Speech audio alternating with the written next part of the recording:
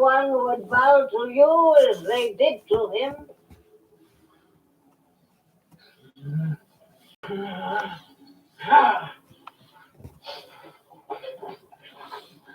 Tell me what my father did to make fire. I never saw him make this. I never saw him make fire. I never saw him make fire. What is fire? Fire is fire. What is fire? Fire is the magic stick. Oh, fire! Fire! Fire!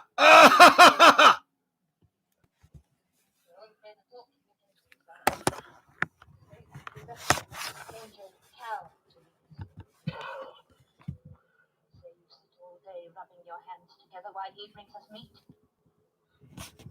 Without meat, we go hungry. Without fire, we die. Men see no further than tomorrow's meat. Oh, boy, meat. I want meat. Oh, AMJ. The leader is the one. Yes, who's the one? The leader. The leader's the one. That's who. Fire! Fire! Oh, the magic stick, fire! Fire!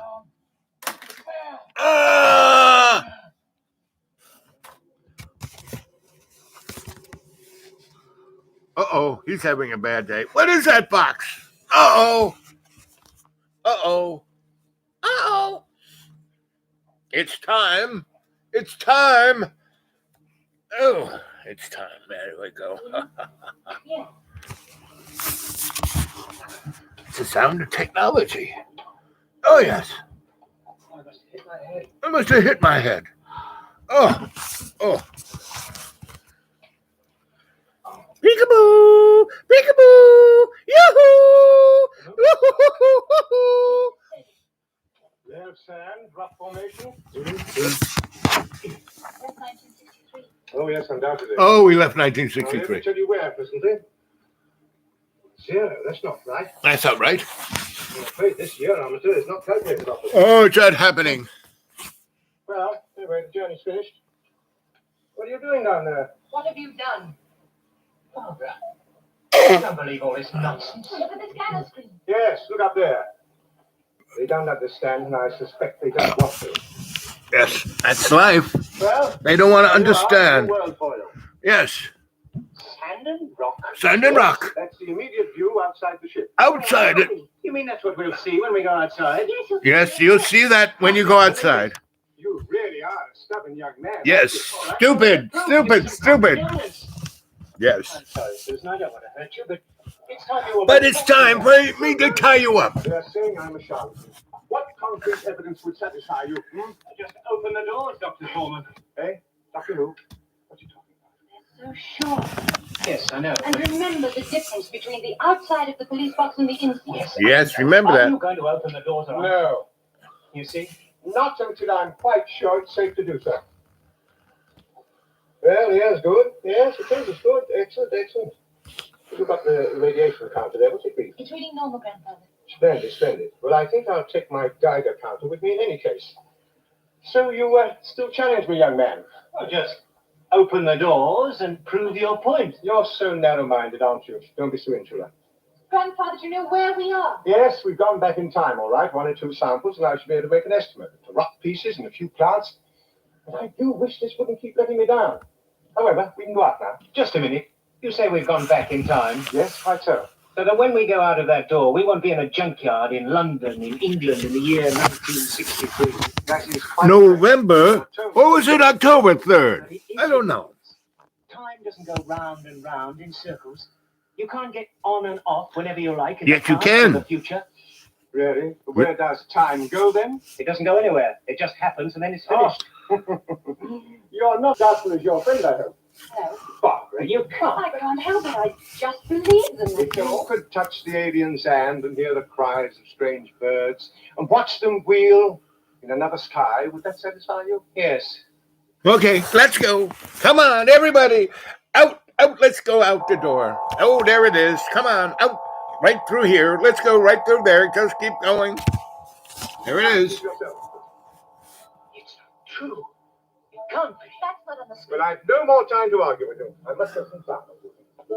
Be careful, grandfather.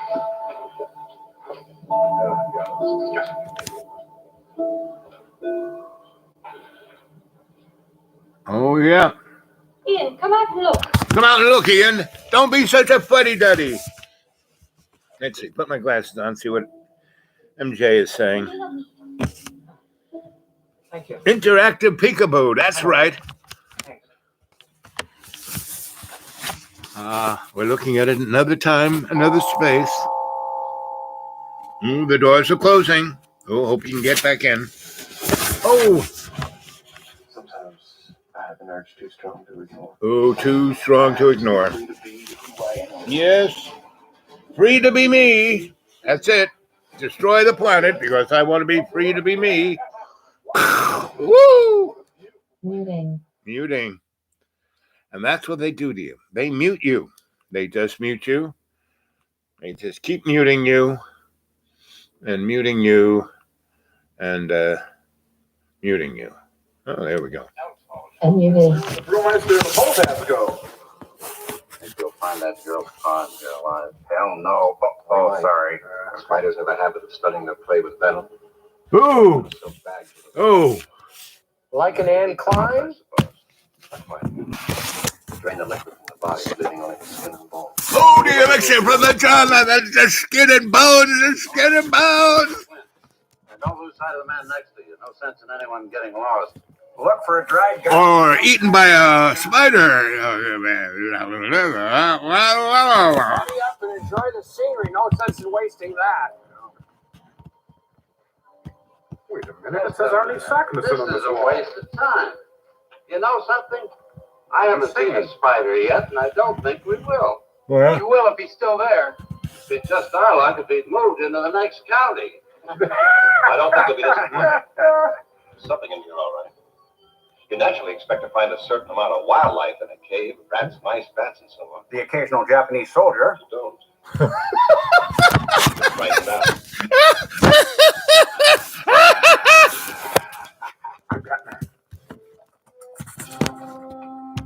Oh, now we have to pay Jack Nicholson. No wildlife, eh, Kingman? Not anymore. That's about as big as they come, I'd say. I wouldn't handle them if I were you. It might have rabies. Oh, girl germs. girl germs. What are those? Girl germs. What? Girl germs. Oh my God. I can't believe it's girl germs. No. Please say no.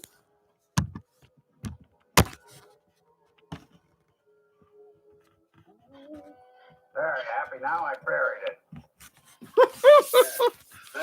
Buried.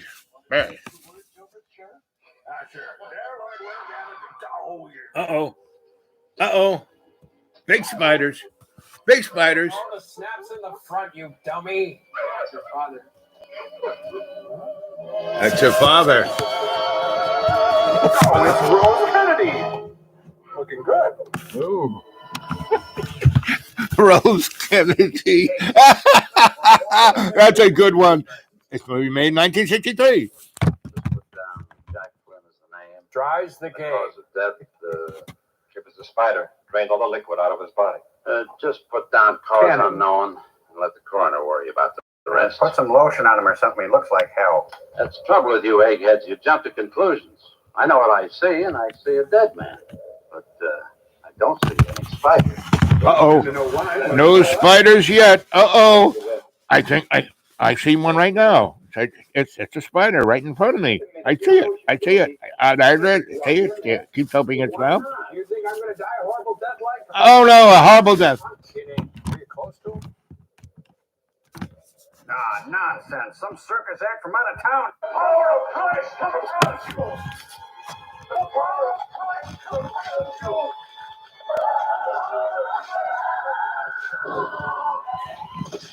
Now, that girl's a good Christian. Yes, she is.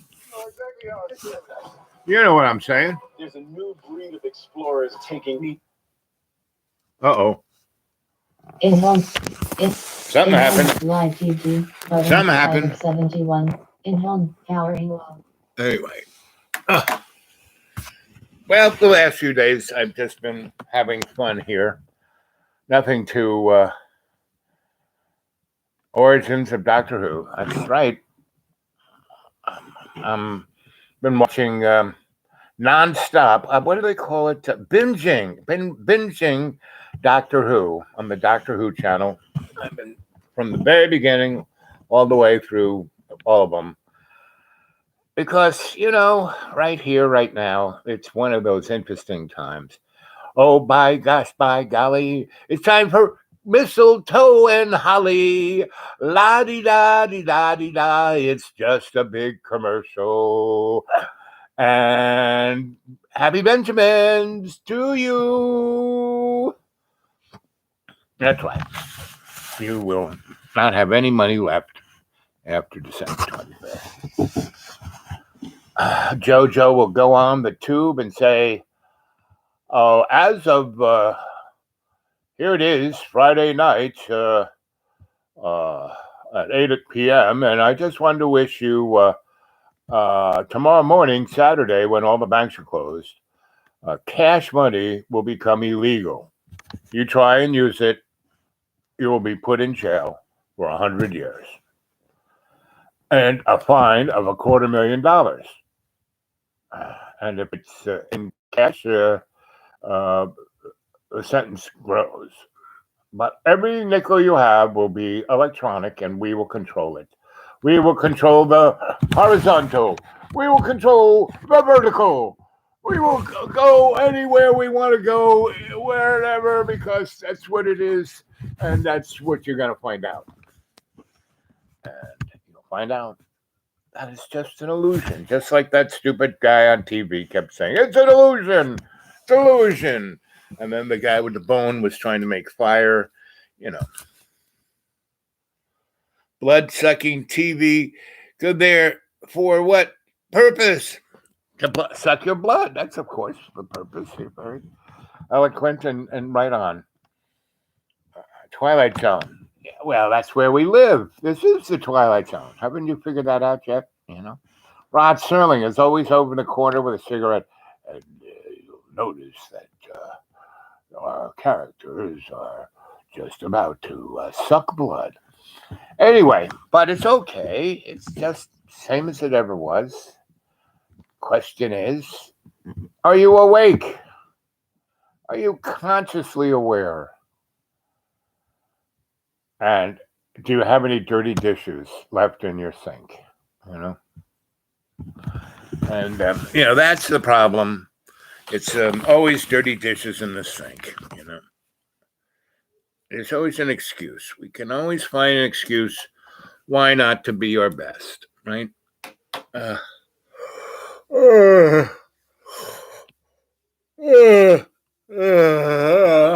Exactly my point of view. So, what can I say? So I'm Jay. I sent you some stuff on the internet. Did you see that? Right.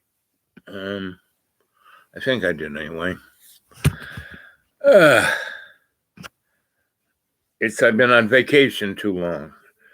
The last 72 years, it's been one long vacation. But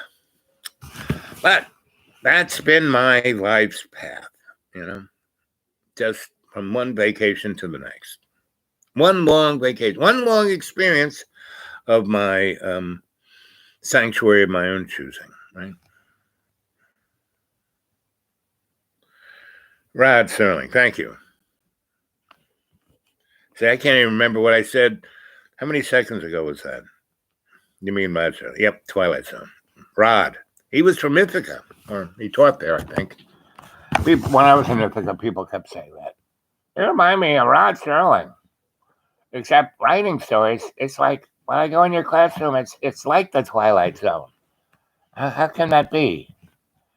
It's bigger on the inside than the outside.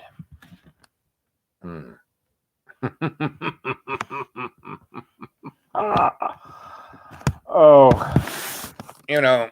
I'm tired of telling you what's about to happen and to tell you that it's all right.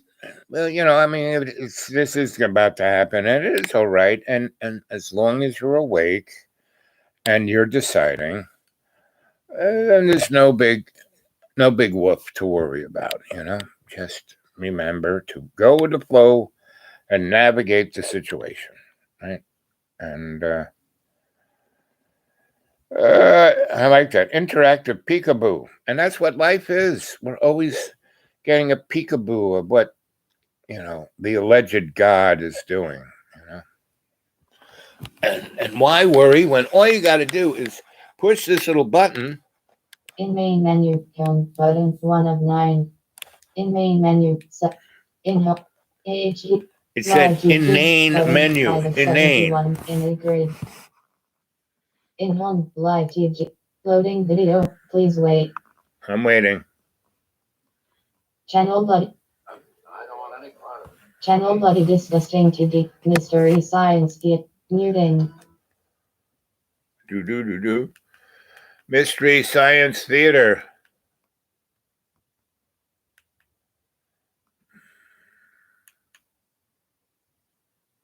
Here they are. 37 to 10:06 p.m. Rated TVG. Closed captions. Due force with 1963 left behind. The teachers find themselves on prehistoric Earth.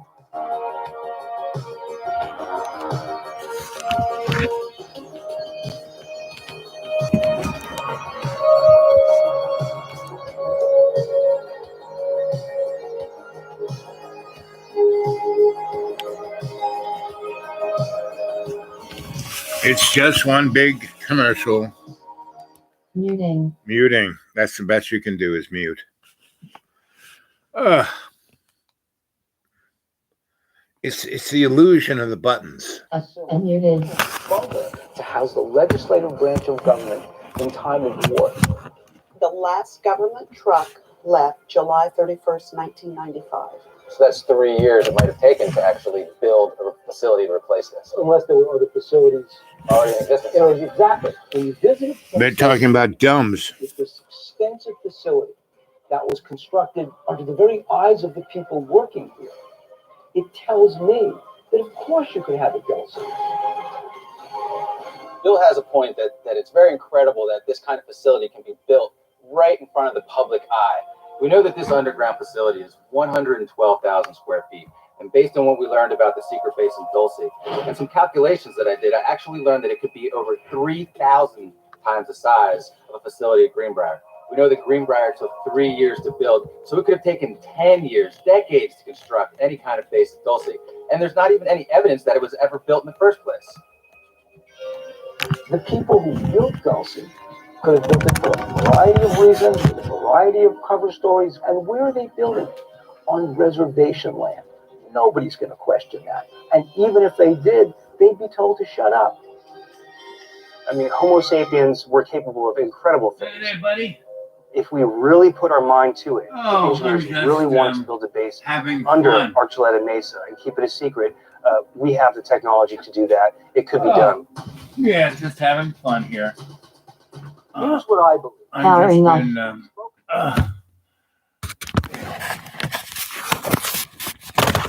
he'll be back in a second.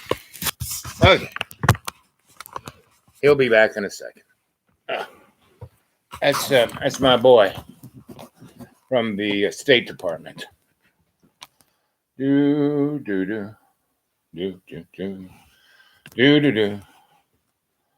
Oh.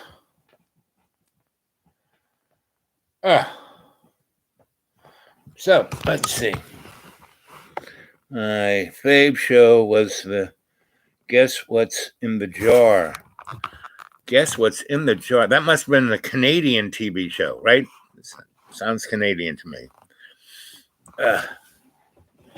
And there are big holes in my TV watching, like from around. Al, Yeah, baby. I'll call you back in 5. Call me back in 5. Thanks. Anyway. So So tell me about What's in the Jar. Was that a Canadian TV show? Was that, or is that my prejudice speaking? I mean, Toronto, Montreal, two of my favorite cities, right? And that's about all I know of Canada. And, all things between Niagara Falls and those two cities. It's always fun to go to Montreal and the other one, Toronto. Which is the city that has the underground subways that run on rubber wheels? I thought that was quite neat, and that it ran right down through town and stopped virtually at every hotel. Every big hotel had a yeah had a station, and that's because it was so freaking cold outdoors that if you want to go from building to building, you had to go underground. And like I said, it had this great, I wouldn't want to, subway is indicative. Well, in London they call it the tubes, and it does. You're in there, you do feel like you're a turd in a tube. And New York, it's more like you're in what's not quite hell. What is it that's not quite hell? Not Babylon. That in between place, right? That you weren't that bad. You were just lazy and stupid, So, but anyway, I've just been chilling, haven't been writing or reading too much. I'm like kind of going back into the, what, caveman days, and I'm just got a bone in my nose, and that's about it. Pretty much realizing that it's all as it should be, right?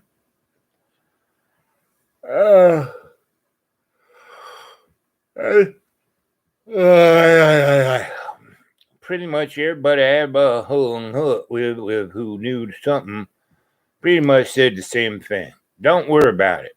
It all works out in the end, right? So I guess I'm saying the same thing. Just don't worry about it. It all works out in the end. All you gotta do is do your best, right? That's all you gotta do. And we're waiting for my friend to call Moon phase active. Yes, baby. Moon has been really active since we had the lunar eclipse a few weeks ago, the longest one in about 40,000 years.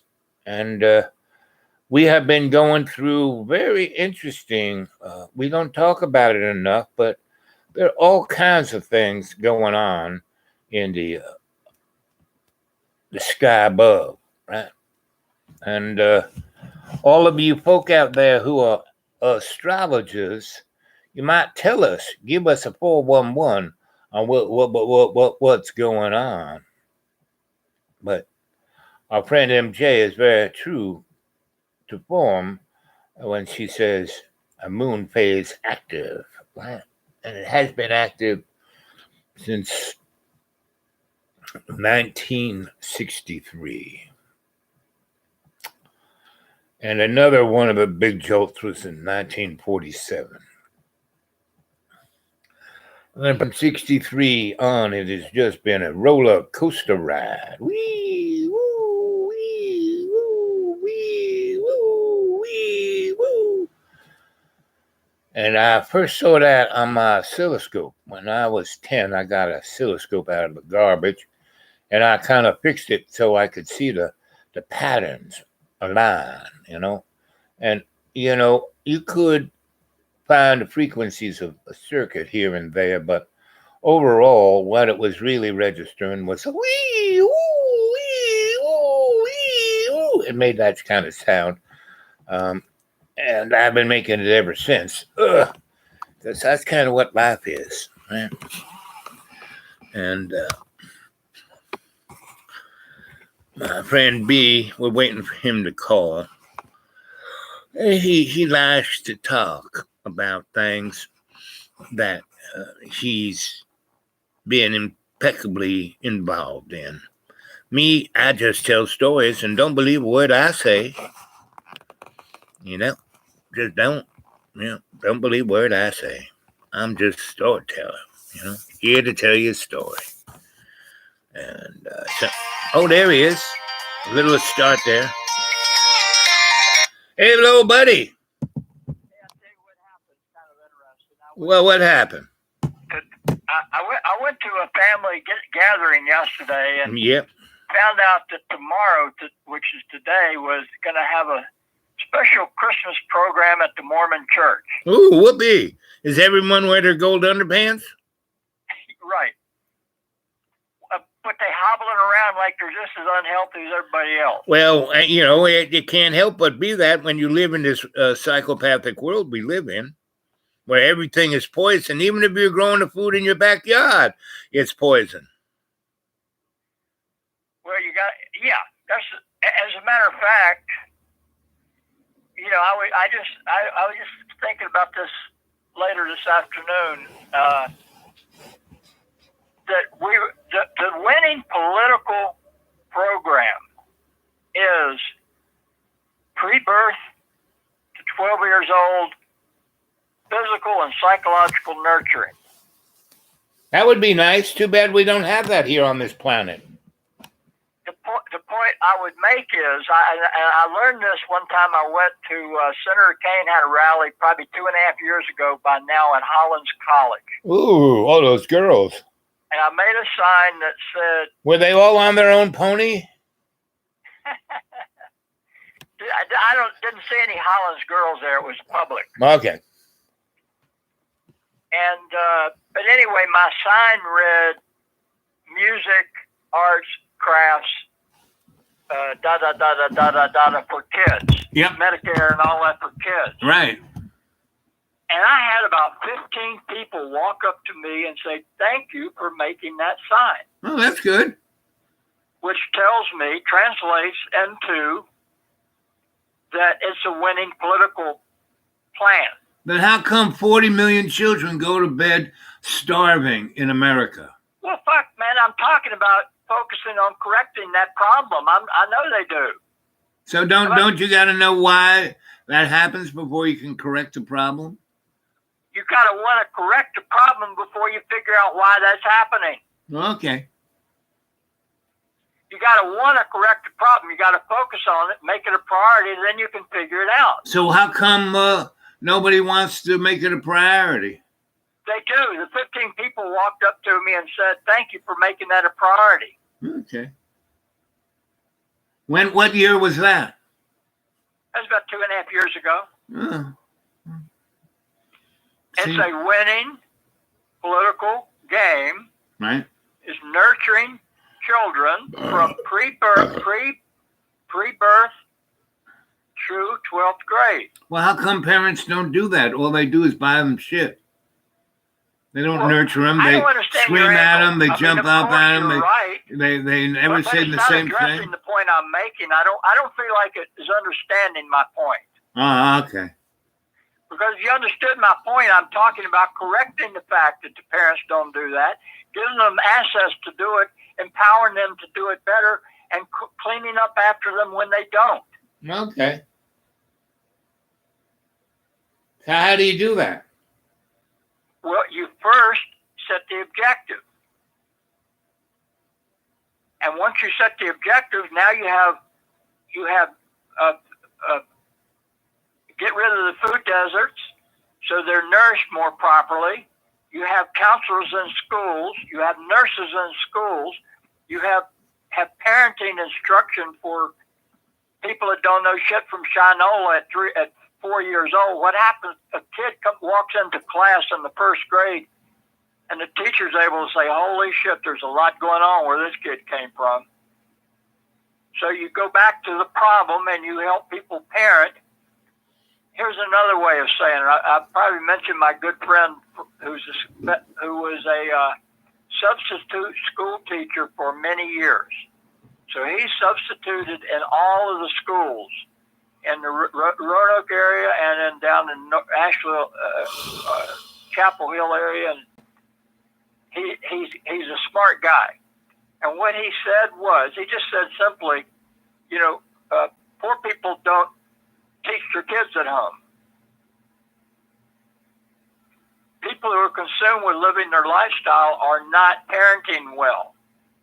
So that's not just poor people. That's not just poor people. That's lower middle class, upper middle class, bourgeois, rich. All do the same thing. They don't really treat their children very well. The bourgeois rich take their kids to soccer practice, to music practice, and read to them and as they go to bed at night. Yeah, but they're just as fucked up.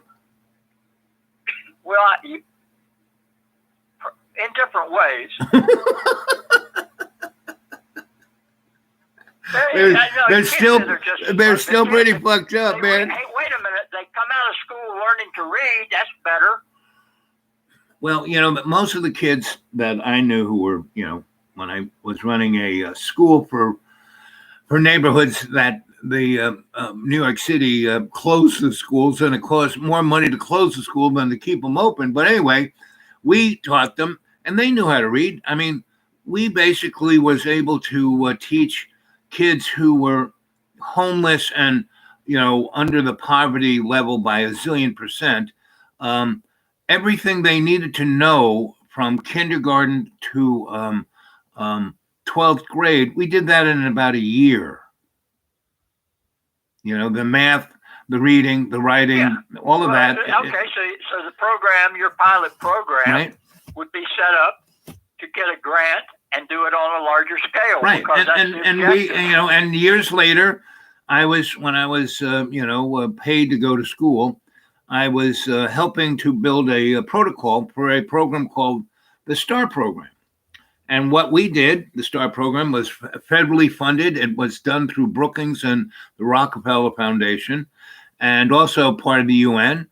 And what we did was we went to the worst city of the state, to the worst neighborhood, to the worst school, to the worst classroom, to the worst kid, took the worst kid out and gave them the nurturing and tutoring to get a grip on their life, right? And by taking that child away from that class, then that teacher could teach the other students who weren't disruptive, and they actually did pretty good. And then they actually, more than 40% graduated high school. And then the crime went down and the taxes went up and all of that. And we did that over a 15-year period all across America, California to Maine.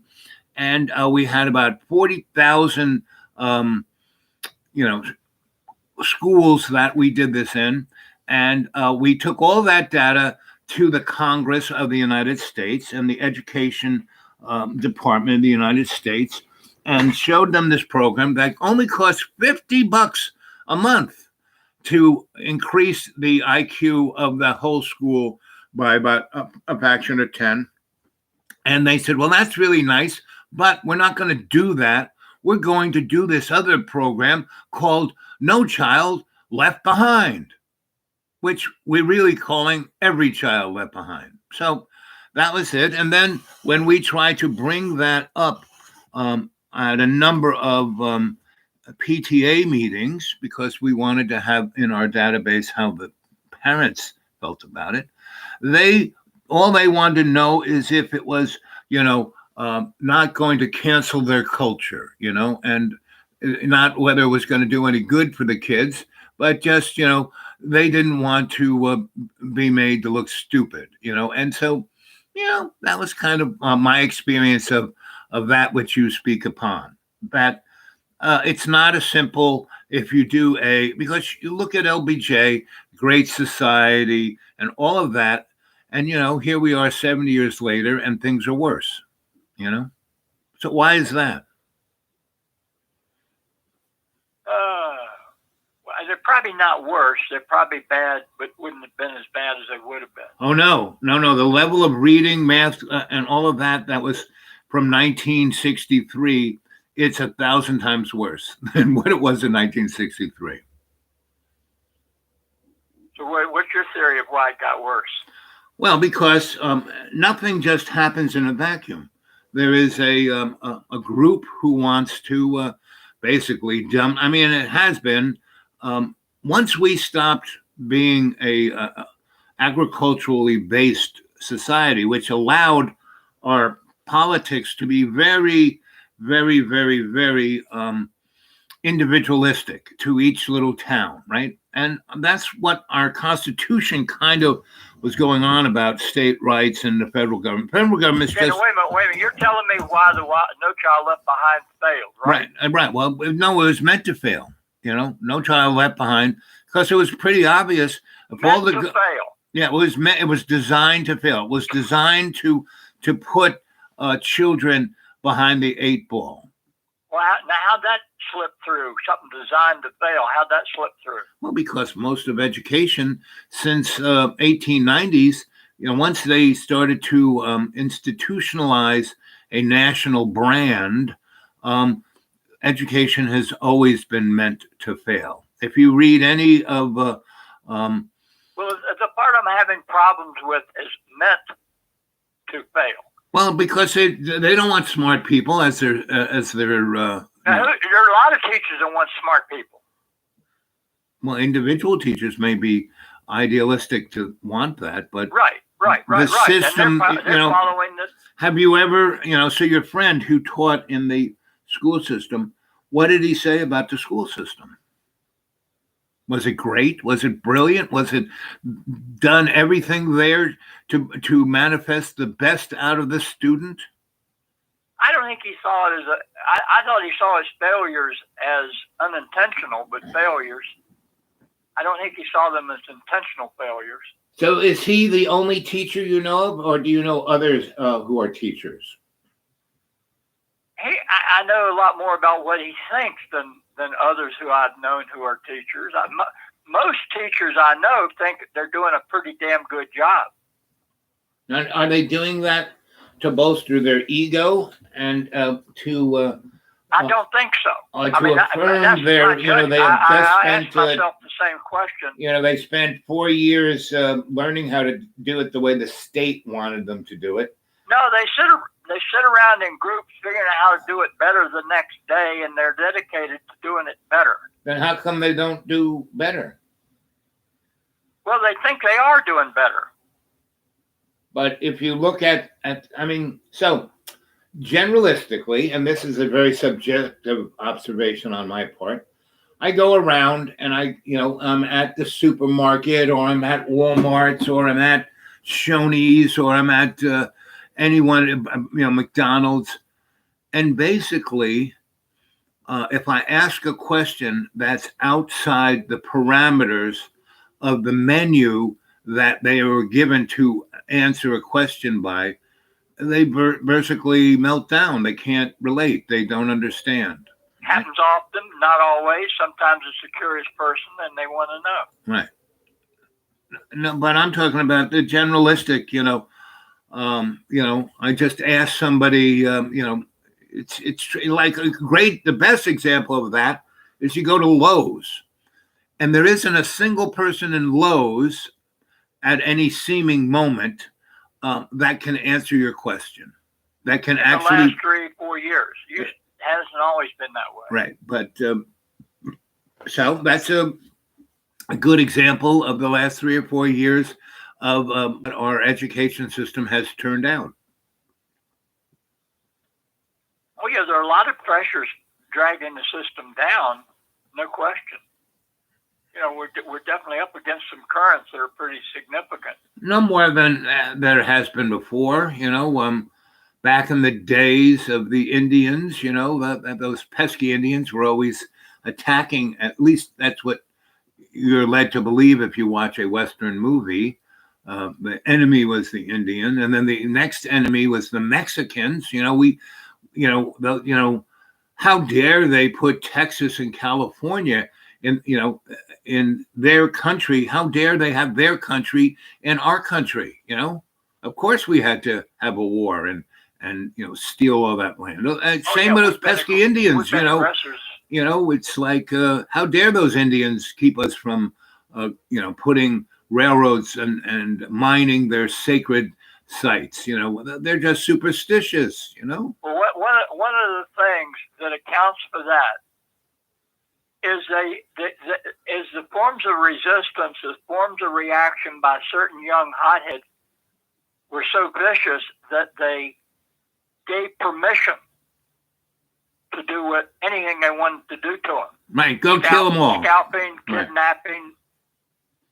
Right. And even though historically it seems that those hotheads were white people with war paint on and wigs of George Washington saying we can make a deal and we'll break it when it's our advantage to do it. Right, exactly. Because what was interesting? The French and English dealt with every Indian tribe as an individual nation. And all the deals that they made, they actually kept. It was just the American government that broke every deal it ever made. Right. And so here's a good one. So in your goings on, the pipeline still is coming through Roanoke. The Mountain Valley Pipeline. I actually had a guy up here within about 5 days ago running the Bobcat who has done work on the pipeline, and his basic point was it is a horrendous mess. Right. But they're still doing it. Completed. They're still doing it. He said it's damn near finished. Right. And so when you get something that's almost that close to being finished, you're almost better off finishing it than to cancel it. That was his point. Except when you build something and you're doing it under that much stress, there are a lot of welds and connections. Like up there above exit 132, when you get up at 132 at on 81 at Dixie Caverns, right? Right. And you get up there and you get on to 11 and you go towards Blackbird about a mile or so past the gas station. And to the left, you'll see the railroad tracks, and where there's a crossing over it, that's where Mountain Valley guys were 3 or 4 summers ago putting the pipe along there, right? And they were doing it there was lots of water there, and they were like I went up there twice just to observe because I had a friend who was a legal observer, and it was amazing because they were moving so fast, they did nothing by the book. Meaning when you've got a big backhoe, it's called a track hoe, and it's like the arm is like almost 2 stories long, and the scoop is like the size of a small car, and it takes a lot of dirt, and it's on a track. And usually when they're digging a ditch for a pipeline up and down a mountain, what they do is they build these platforms, dig it out with the dirt, make a kind of semi-road that the track hoe can go up and down. And then off of that, they build a flat platform so the track hoe can be sturdy there and dig that, quarter of a football field arms worth of dirt. Well, they were moving so fast that they didn't do that. They were just driving up the hill, and the day I was there was the day after 2 track hoes tumbled down the hill because they were moving so fast and doing it so dangerously.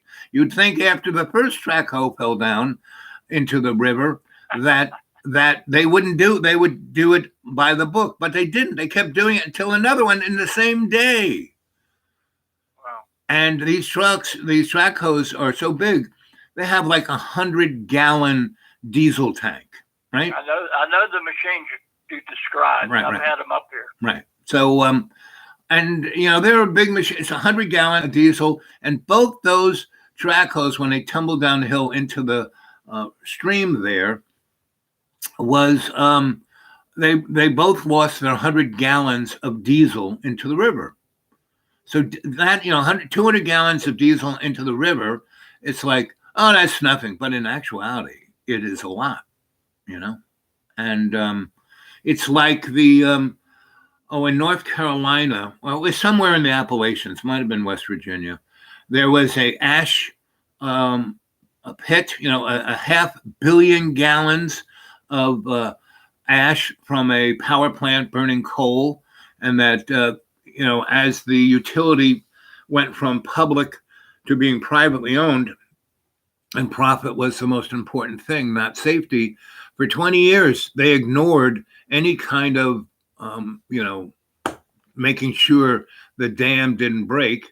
And then it finally did. And it washed all of that arsenic and other lead and mercury that's in that ash all the way down that river, like hundreds of miles down to the ocean. And it killed everything in that hundreds of miles.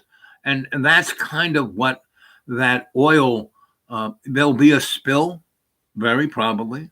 And where you live, that whole one of the most beautiful and precious things about the Roanoke Valley is that it is a cistern to the watershed of what is the river that comes up the Atlantic that goes up to DC, starts with a P? Potomac. And that whole area where half of the oysters come from that neck of the woods, right? In Maryland, right? Right. So if there is a oil spill up here, it will go down the river, the Roanoke River and the Nolichucky and the other two rivers into the Potomac and kill basically one of the world's greatest water basins, purest, cleanest, best water. And just for a little profit, that will happen. And it'll probably happen in the next 10 years.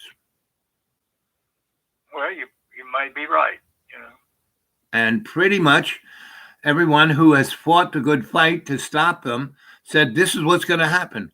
But the guys, who Mountain Valley, they have the money to buy the judges and the lawyers and the legislators. We had the best legislators money can buy. I mean, I saw Sam Azul on TV today talking about just that, about, and he was going, yes, we had to, and he said exactly what I just said, but he then said, but we have to weigh the economic gains from the potential environmental losses.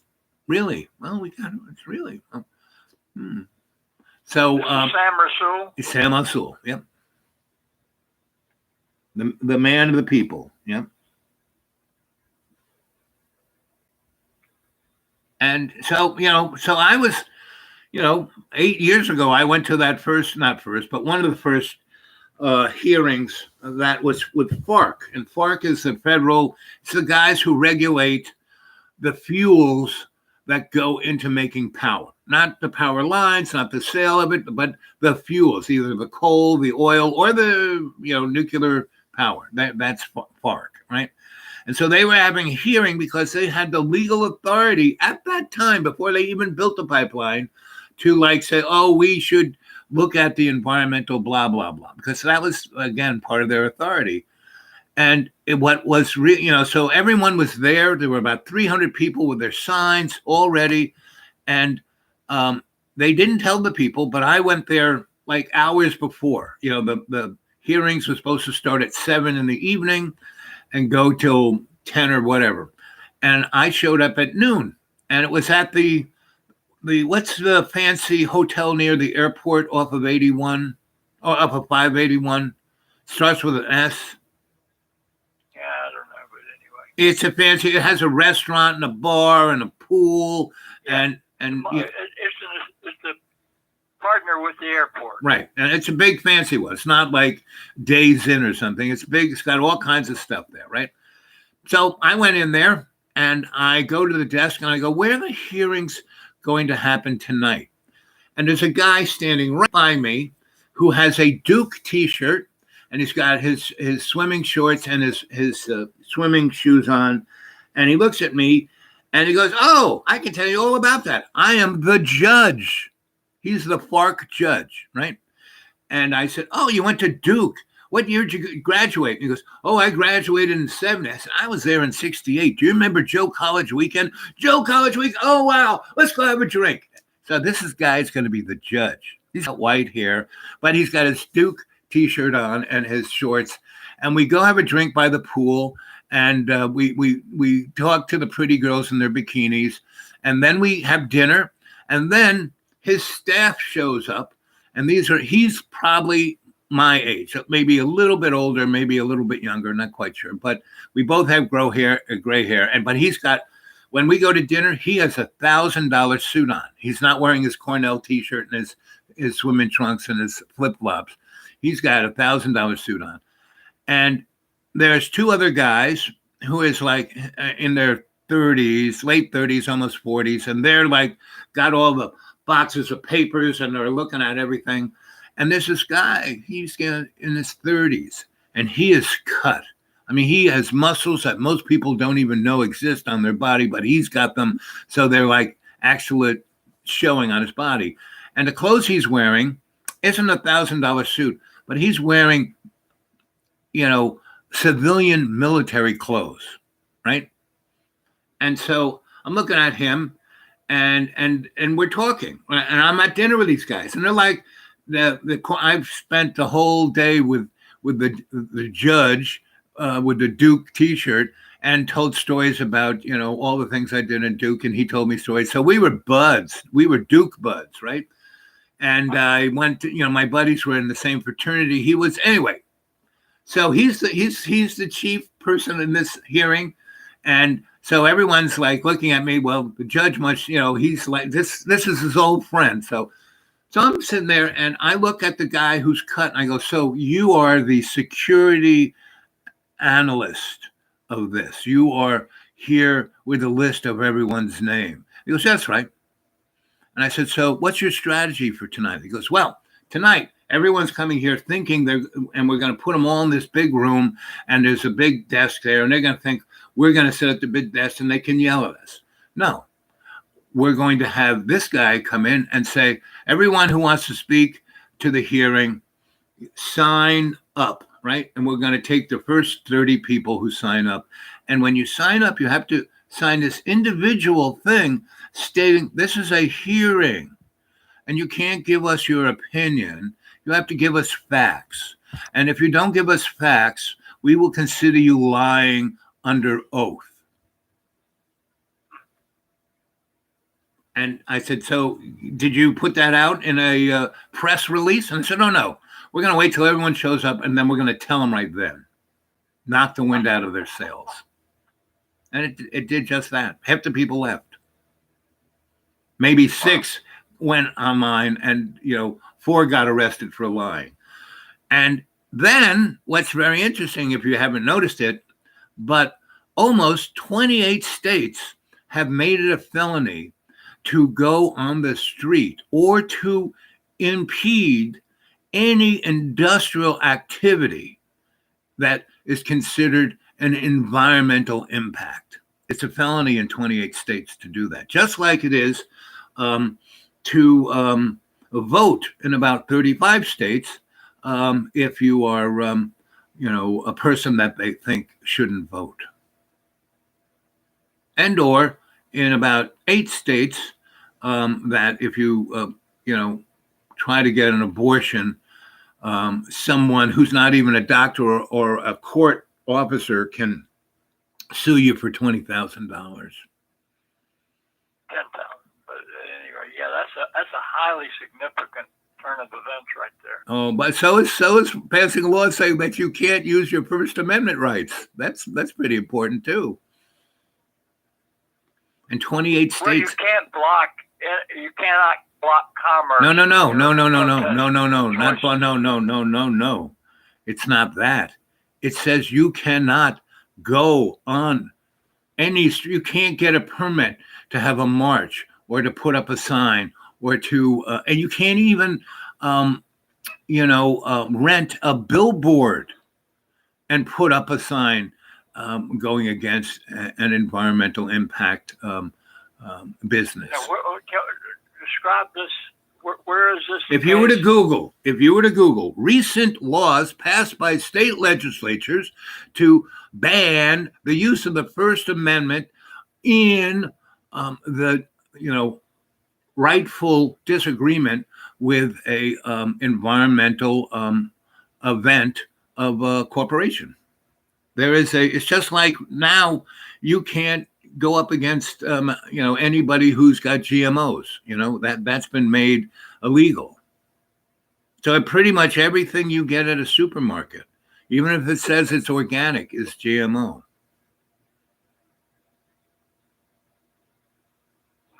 And you're wondering why. When was this law passed? What time frame we're talking about? Oh, the laws on GMOs have been being passed. No, I don't mean the GMOs. I'm talking about the first. The First Amendment ones have been done in the last 3 or 4 years, 28 states. Yeah, they're doing this sneaky way of making laws. It's like corrupting the lawmaking process. Right, exactly. Yeah. And that's really the most important thing about this Texas law is not the abortion part of it, but it's the First Amendment part of it. Yeah. No, most laws of that nature, the most important thing is the First Amendment. But the real interesting thing is how, the Supreme Court has actually passed. It got rid of all of the Voting Rights Act of the 60s, especially the ones that, there were about 11 states that were so bad that in the right it said that they can't change the federal law unless they go to an ombudsman that negotiates between the people who want to vote and those rich people who don't want them to vote. And they basically have made it legal to gerrymander any state legislature. Your governor can be, of one ilk, and if your state legislature is of the other ilk, it can pass laws that even the governor can't, say, oh, I don't, neglect that, not say, if they, and so a number of states are gerrymandering the voting thing where voting won't even matter. And you know what? The way I think they ought to deal with that is that if you walk into a place to vote and you didn't bring your ID, you just get your picture taken, or you leave a thumbprint. Well, they have protocols that have been working quite fine, and now they don't, and so they are changing the rules all around. So, I don't know whether you heard my point or not. Yeah, I did. You bring. You have to have right. ID. Yes, but the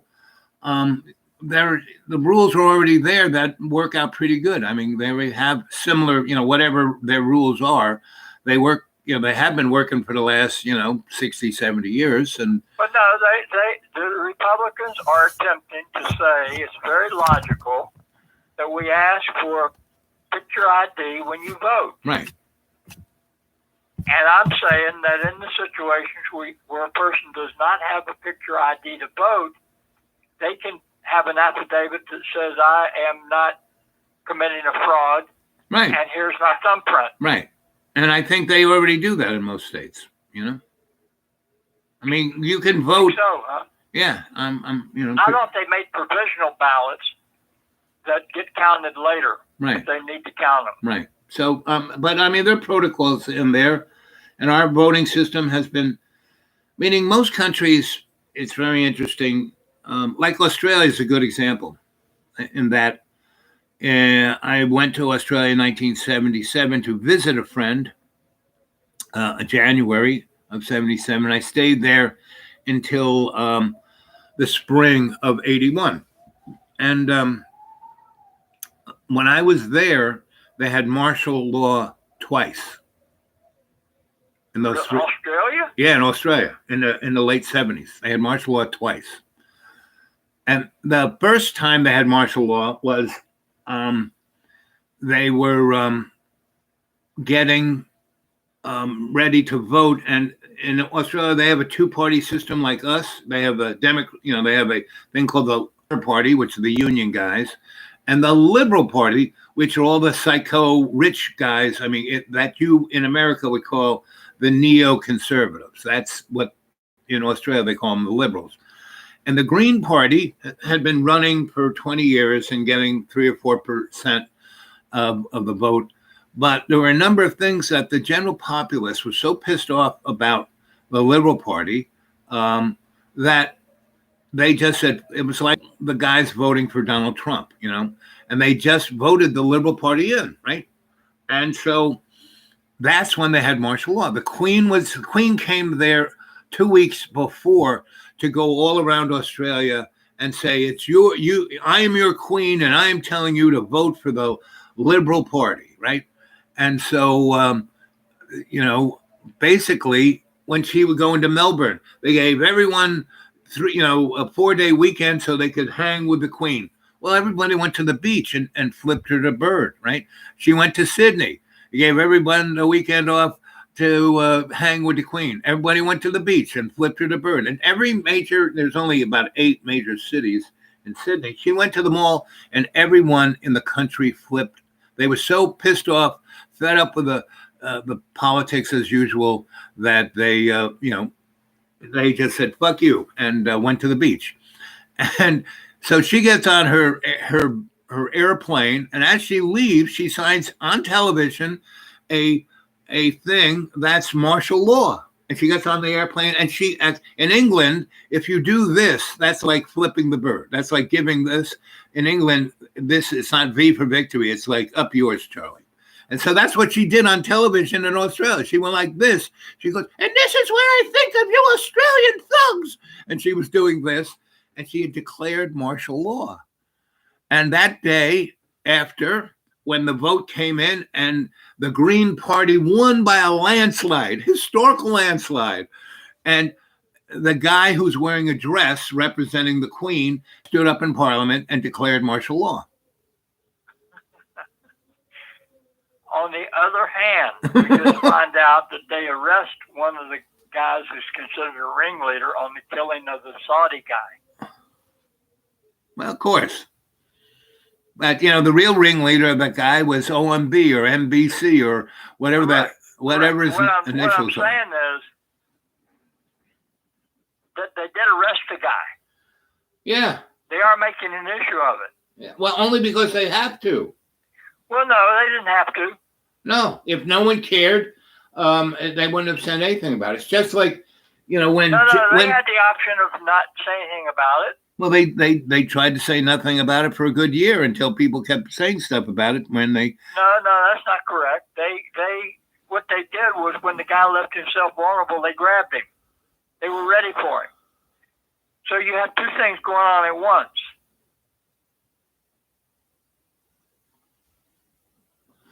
Did you ever hear of a thing called a 3-car Monty? What do you call it again? 3-card Monty. Okay, so it's all technology. Yep. Look over here. You might be right, but don't look at anything over here. Look over here. Just over here. See, we got this guy. We were waiting for him. We're all ready. See, this is justice. This little guy who means nothing.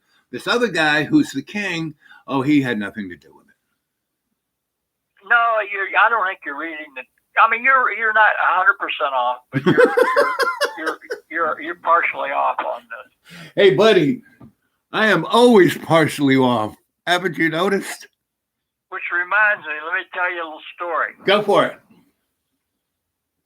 I've probably mentioned this guy before, a Utah guy who, when I first met him, my other buddy said, hey, I know somebody who might want to go to southern Utah with us, down to Grand Gulch.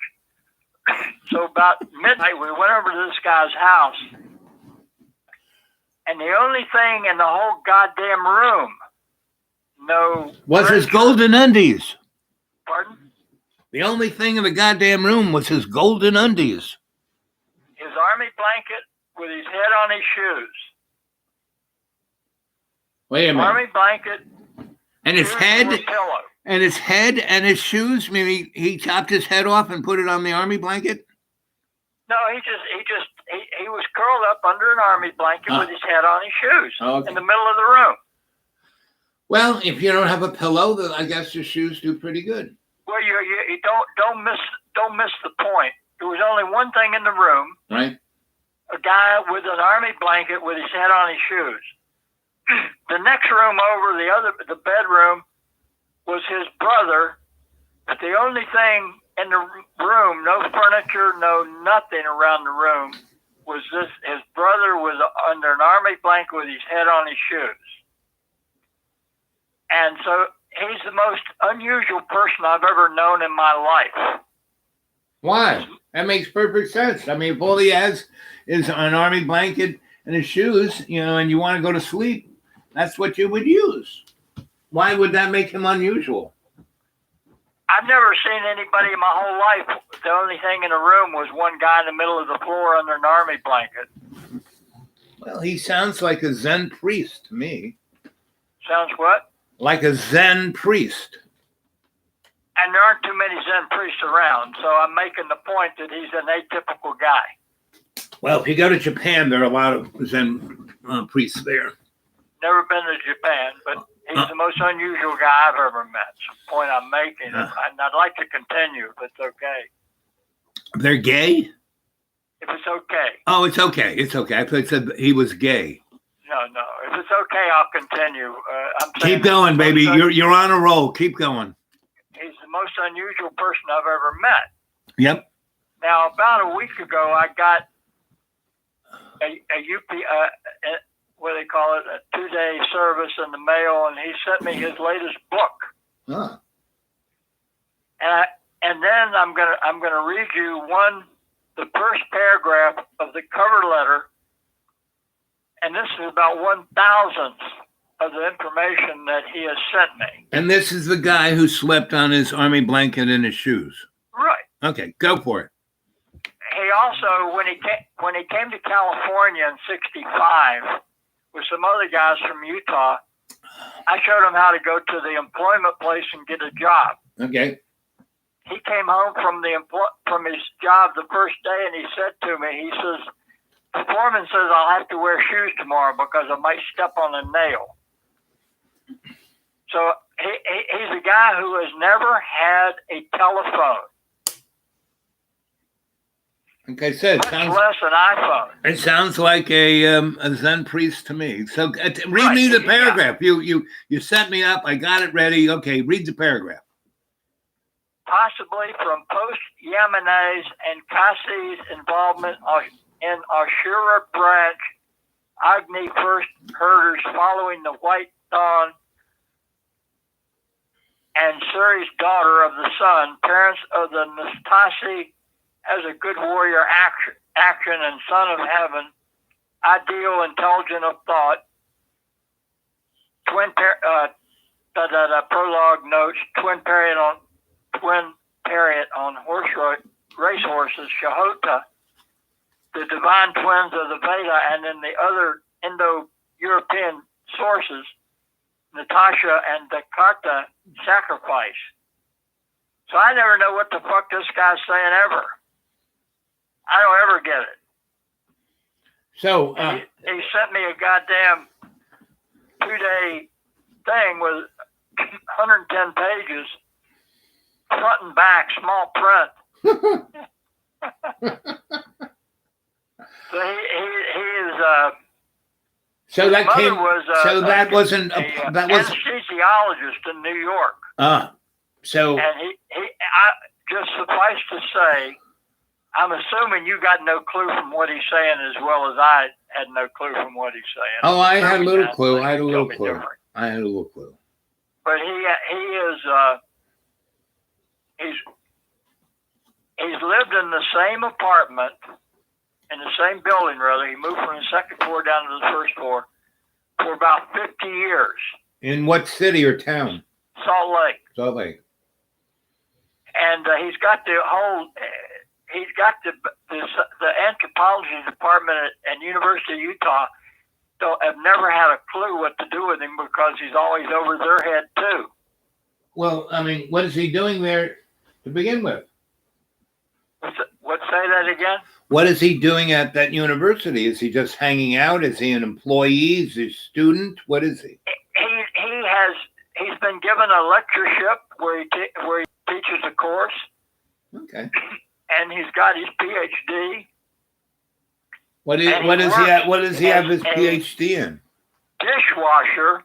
He's got his PhD in dishwashing? Right.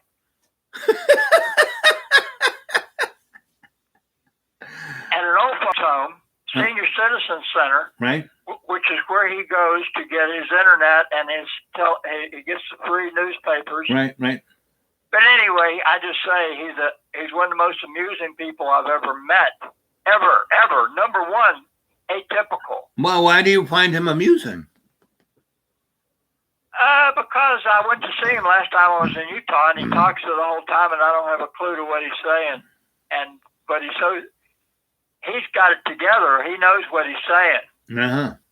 You would think he does anyway.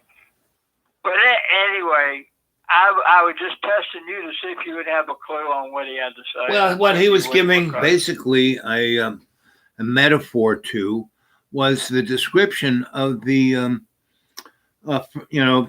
the artist in the first person, the person who is not swayed by the momentary opinion of the masses. I would say that's what he was saying. Okay. Yeah. Good shot at it. Yeah. And he was giving very specific and particular notes on particular characters within the shamanic. And when I say shamanic, it's not magic. It is a worldview of the artist in the first person, meaning you know what first peoples are? Indigenous, I guess. Yes, that's exactamundo, right? You hit it. And that in the essence of scholastic politically correct speak is what you call the indigenous person is the first person, and not an American Indian or any kind of Europeanized, but even that is Europeanized. And that was what he was making a metaphor at. Here is the natural character, and here is the abnormal character of our present materialist, egocentric culture. And that's what he was talking about. Okay. But he was being very specific in his metaphors in mythology. So, which were interesting. And right. He's a guy that you put a nickel in, and 4 hours later he's still going. Yeah. Well, he's a scholar. That's what it is. So, have you ever gone to any of his lectures in college? I haven't gone to any of his lectures, but I've sat through a lot of them. Well, how do you sit through them if you've never gone to any of them? Well, when I last went to visit him in 2019, he took up where he left off last time and just kept on going. But you never went into a lecture hall with him. You never saw. Correct. I mean, because that would be the more interesting thing is how Correct. many I agree with students, you. when I had a class and put out a what was going to be in the class. What's happening, I think, is that people don't have a clue how to combat what he's saying, and he's just so far beyond what they just assume they don't understand what the fuck it is all about, so they shut up. Well, there's a thing called flim flam and bunkum. And that's most likely what's going on. Right, and those are actual, in the dictionary terms, because back in the 19th century, when we were right on that edge, right after the Civil War, between being an agrarian society and an industrial society, people used to speak that way to try to say that they were educated, and they would be politicians. And there were a number of politicians, and that's what the carpetbaggers were people who would speak flim-flam or bunkum. Right. Now, I understand your point. I am absolutely convinced that he does not think it's flim-flam. He thinks it's on the money. Right. Well, to be a really convincing bunco artist, you have to believe that. You got to believe it. Yeah. Right. And that's most likely, he's had enough feedback say, what the fuck are you talking about, to know that people question it. Right. And that's okay, as long as they don't fire him. Yeah. I mean, he's got a good gig. I've had many a good gig like that. Separate point here. He lived in the same building, Uh-huh. and he had an upstairs apartment. Right. When I'd go to see him about once every 6 months in the Salt Lake. I'd stop up and see Ricky. Right. Because he was always so interesting. Yeah. Started off in his new apartment with a army blanket in the middle of the room. Right. Then around the walls, he started stacking up books, photocopies from the University of Austria. Yeah. And some probably nobody's ever copied in the last 45 years. And he's got 18 inches of photocopy of what is in that book. Well, he can. He's I mean, that was one of my favorite things about hanging out in universities. I could use all their resources, you know. Well, he was getting, like I say, a lot of what was around his room and against the walls were stacks of photocopies of books that nobody's looked at for 50 years. Right, because they're rare books and they're not publishing it anymore. So if he wants to have it in his house. He was assembling and keeping track of and reading stacks of this shit. Yeah, I know lots of guys who do every time I would go to see him, the center of his room would get smaller and smaller. Yeah. That's a sure sign of hoarding. And you don't have to hoard, garbage to be a hoarder. You can, my house was full of books, and full of reams of paper like that.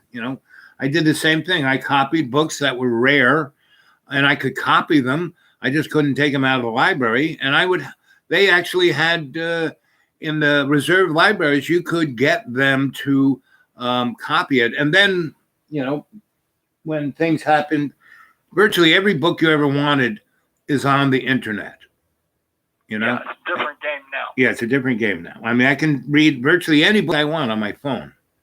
And so you don't need to do that. So that's why I got rid of all those books. But the point I was making about him was he started off in a completely clean room. Right, exactly. And then he filled it up.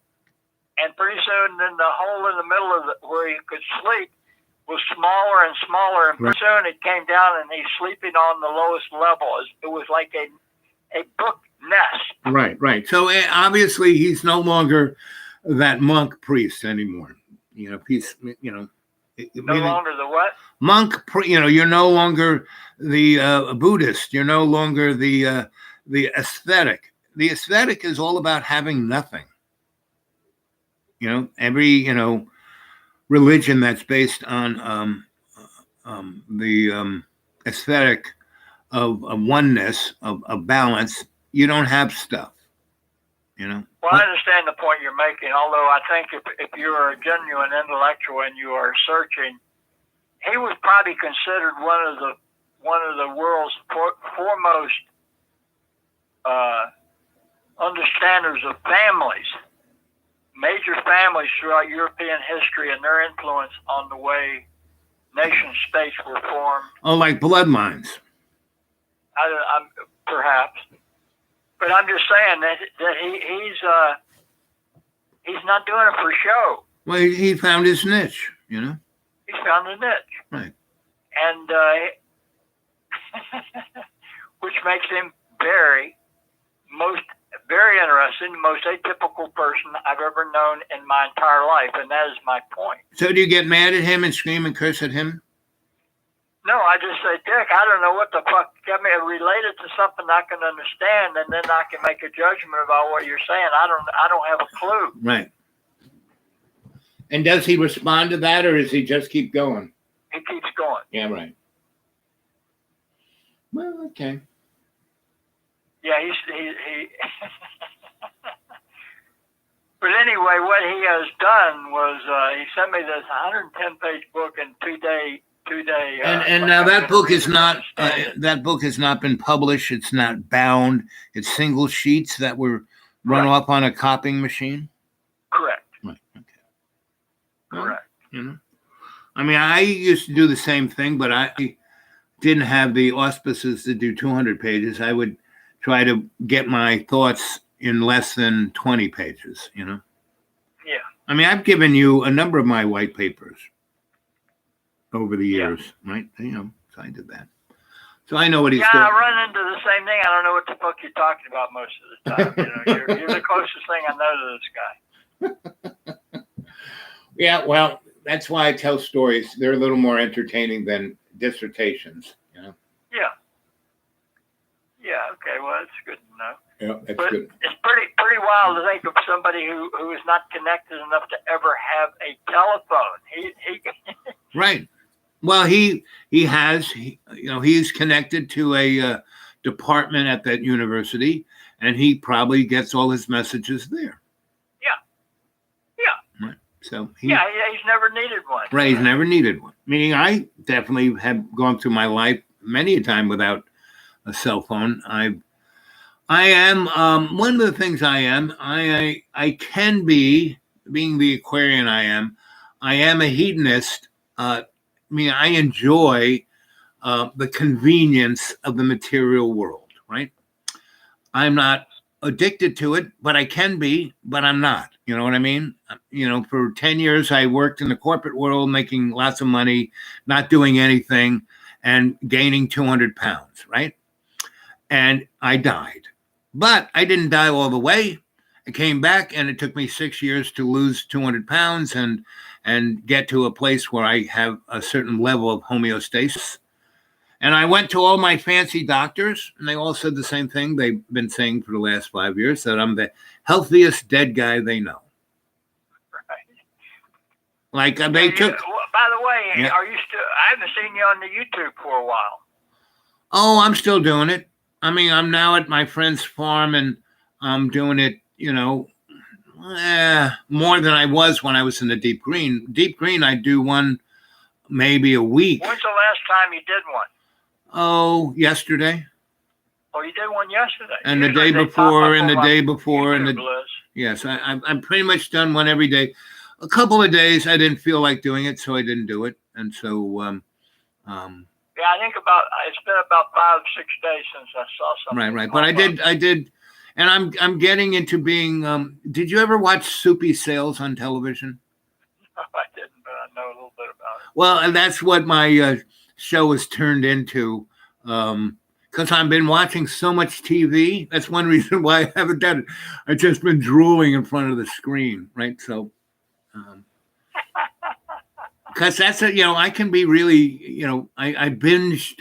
I watched this show called Gotham, right?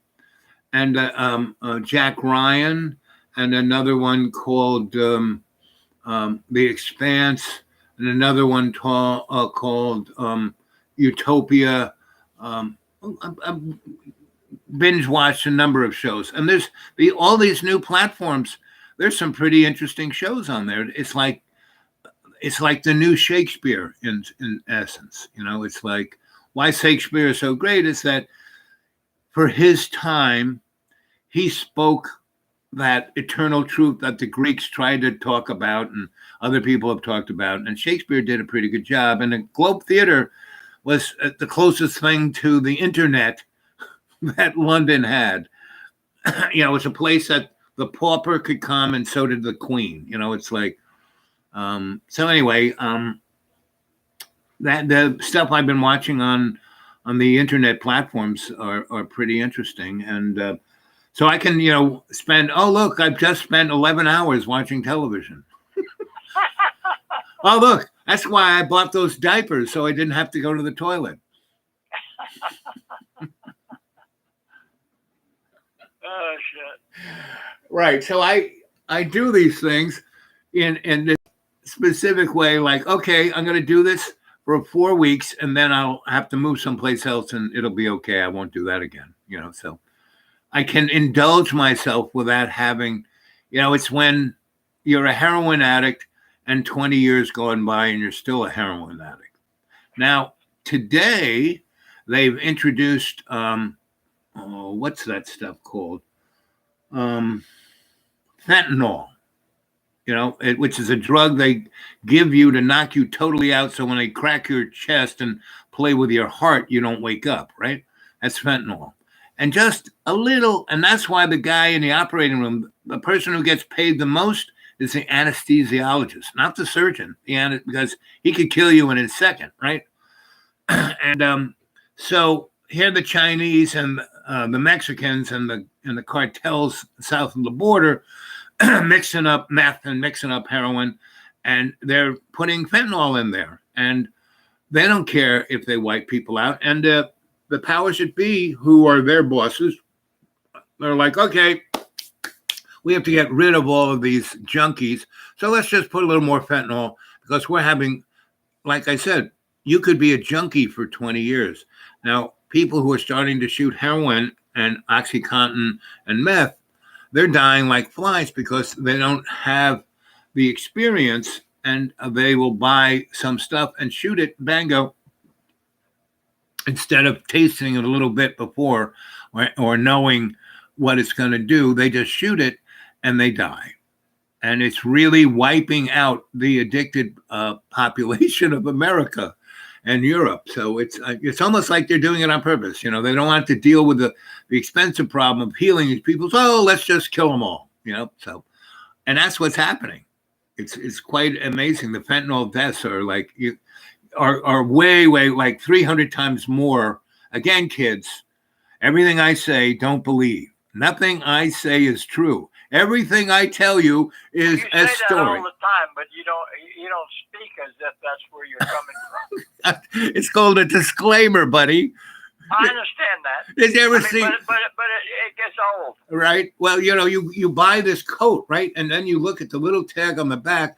Do not come near flames. Do not go near smoke. Do not, you know, this jacket could burst into flame at any second. It's like a game. Right.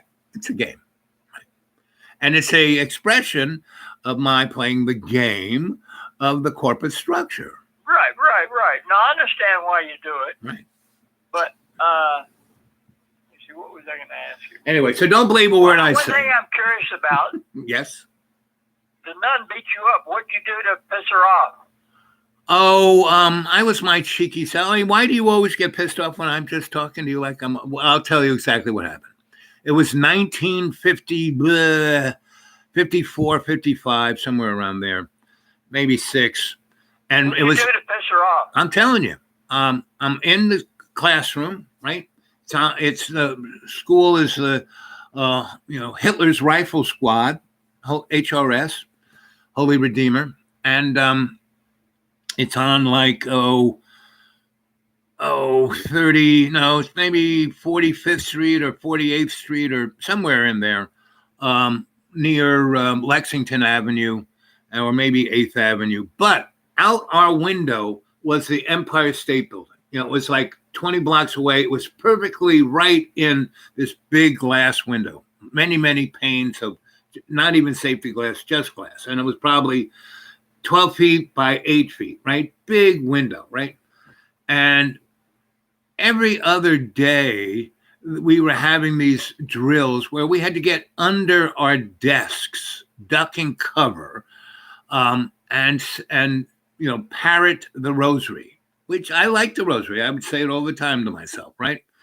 So everyone gets under a desk and are kneeling down. It's almost like they are Muslims, getting down on the prayer cloth, and they're on their knees. And my mom said, "You get these pants dirty, you're gonna have." So I didn't want to get my pants dirty, but the nun goes, "Get down, get under." I said, "Listen, sister, see, that's the Empire State Building.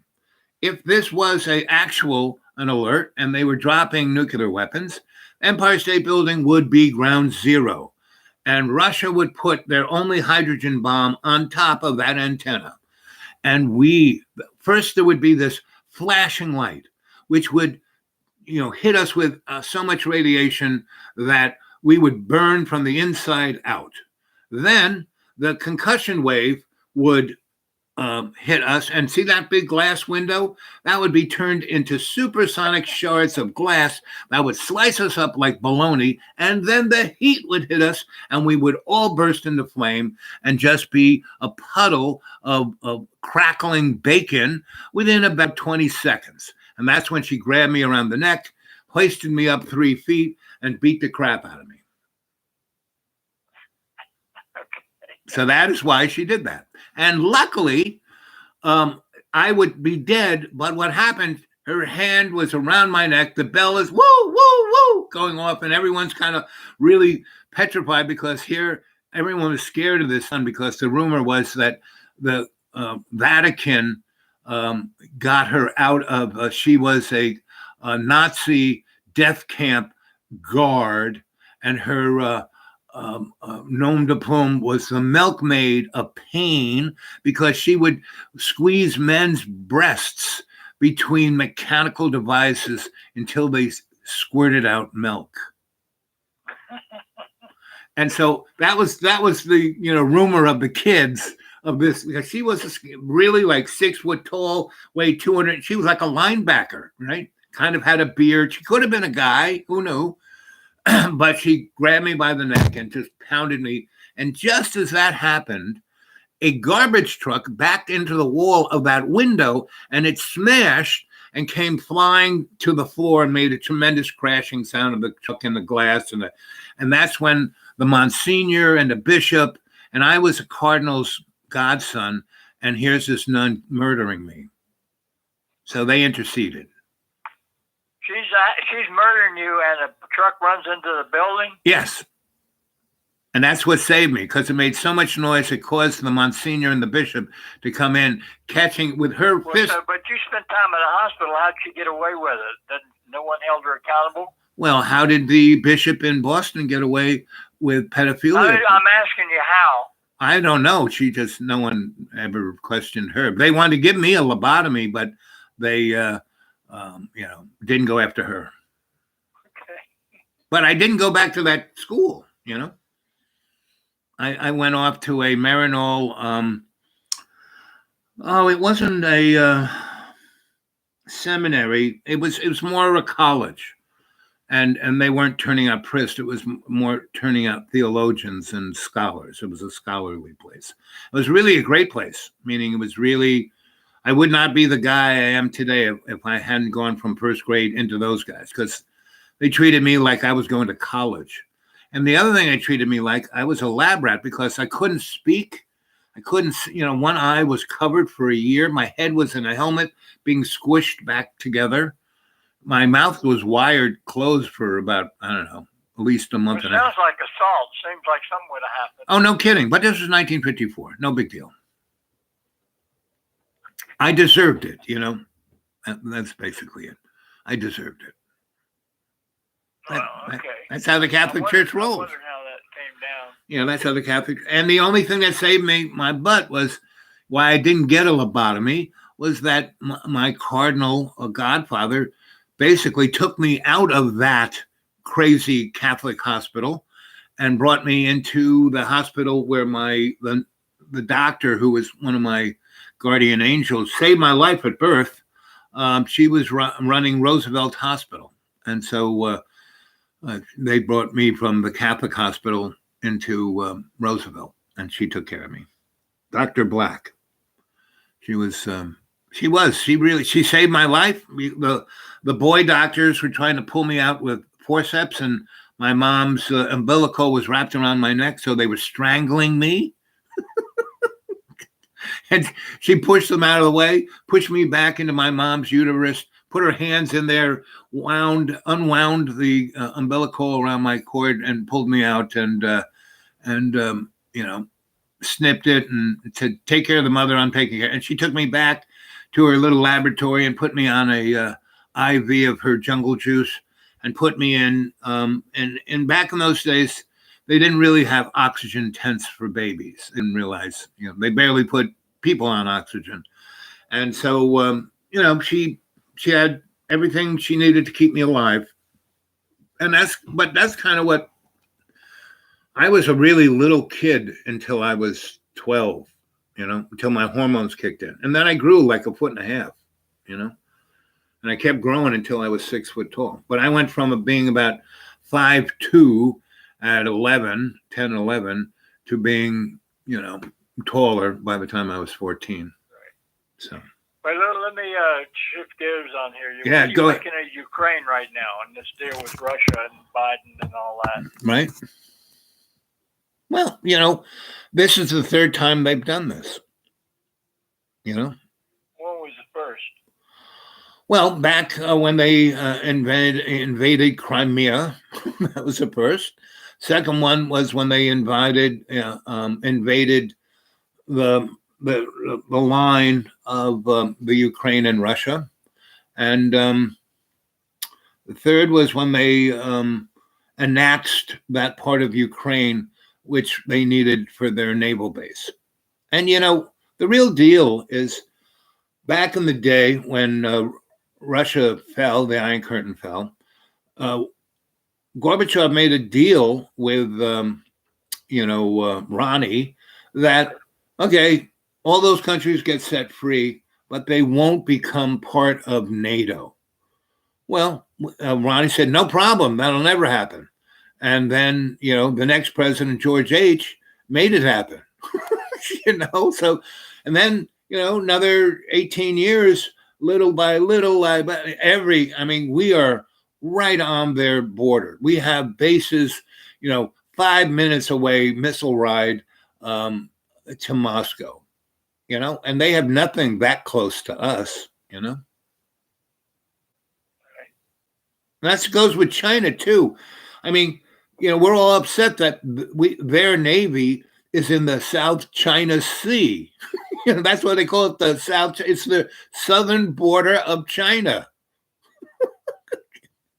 It's like if Russia got upset of us having, aircraft carriers off of Virginia Beach, So, or in Mexico, right, or in Cuba, right, exactly. So, it's and so what's happening? What's happening between Biden and the deep state? Well, Biden is part of the deep state, just like Ronald Reagan was part of the deep state, just like Donnie Trump is part of the deep state. Nobody gets those jobs. Are actors. Their positions of poster boys. It's just like all the guys, Mr. Bill Gates and Mr. Microsoft, and he is Mr. Microsoft, but Mr. Facebook and Mr. Amazon, and those are Elon Musk. All those guys are just poster boys. They didn't invent nothing. Elon Musk didn't invent. I saw him get interviewed one time, and he didn't know why his car company was named Tesla. And they said, "What?" And they said, "But between Edison and Tesla, who's the better inventor?" I said, "Well, Edison, because he made money." He is dogger. I'm seeing a conflict between Biden and the deep state. Trying to come home to roost, but the deep state is resisting it. It's basically a soap opera. Yeah, it is. But I'm talking about what the dynamics are behind the soap opera. Same as in everyone. Rich people making more money, poor people getting the raw end of the stick. No, but what's happening is that we've learned lessons from these foreign wars that we need to invest in infrastructure, and yet the whole political thing is you got to stand up to the bad guys, and you can't be seen as weak, or else they'll take you out. And well, the only bad guys we're the only bad guys. We're the only people invading other people's countries.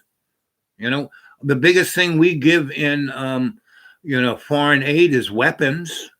I understand that perfectly. So it's, a joke, and it's so in our face.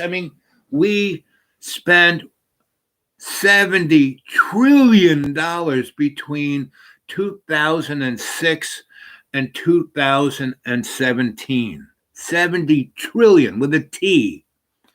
And we can't spend and that's each year. That would not 70 trillion, but lots of trillions of, like at least 4 or 5 trillion every year for 11 years, right? To get up to 70, give or take. And so, and we can't spend 1.2 trillion on, healthcare and daycare and a few things like that over a 10-year period. It's like, give me a break. We spend close to, like I said, close to 5 trillion on weapons every frigging year. Well, I understand all that. What I'm saying is that, and the reason we've been doing that is because of the domination of the deep state. Right. And the deep state is. Biden is trying to slip out from underneath. You don't think after 50 years of being a senator and 8 years of being a vice president that he isn't the deep state? Correct. In the same way Obama wasn't the deep state, Obama was a captive of the deep state. Once you get to the top, once you don't have to play the game and the actual security and well-being of the country is in your domain, now you start doing things differently, and now the deep state becomes in opposition to you. And that's my point. But it's not. They are the deep state. Obama was the deep state. He did more droning than George W. Because they controlled him. They made him do it. He did not want. He was taking places he didn't want to go. Why did he do it then? If he's such a great guy, how come he did it? There's this struggle for him to escape the clutches of the deep state. Well, but maybe he liked doing it. Maybe he thought that was the best thing since sliced bread. Time is limited, and he's trying to. He cannot alienate the deep state because they take him out of office, which is what they've been doing. That's why his numbers are so low. Is they are threatening him. We're going to take you out if you keep pulling this bullshit. You better go along with us. I thought his numbers were down was because he was such a poor president. Tell me something he did you would have done differently. Well, first thing I would have done, this infrastructure, the first off thing I would have done was the first big bill he did was to get everyone a $600 check, right? But when you look at that bill, the Citizens America getting that $600 check, that cost something to the order of $200 billion, whereas $5 trillion of that bill went to the top 1%. It seems like to me we got a disconnect going here. I'm trying to figure out. No. Well, that was the first thing he did, so I wouldn't have done that. Second thing he did was he spent. You wouldn't have done what? $600 per person?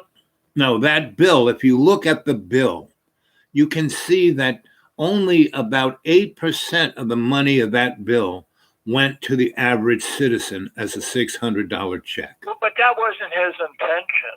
But why did he sign the bill, Well, because he was trying to get money into the pocket. Yeah, but he got $5 trillion into the 1%'s hand and only 8% into everybody else's hand.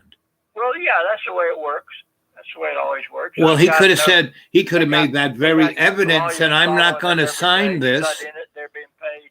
Okay, so the next thing that came up was the Voting Rights Act.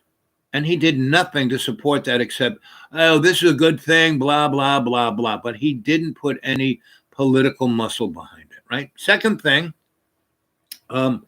when he was going on about the infrastructure bill, he wanted it to be kumbaya between Republicans and Democrats. Well, he had the votes to push it through. He shouldn't have spent 8 months wasting time doing that, right? And his response to the COVID thing has been totally all over the place. I mean, actually worse than Donald Trump, right?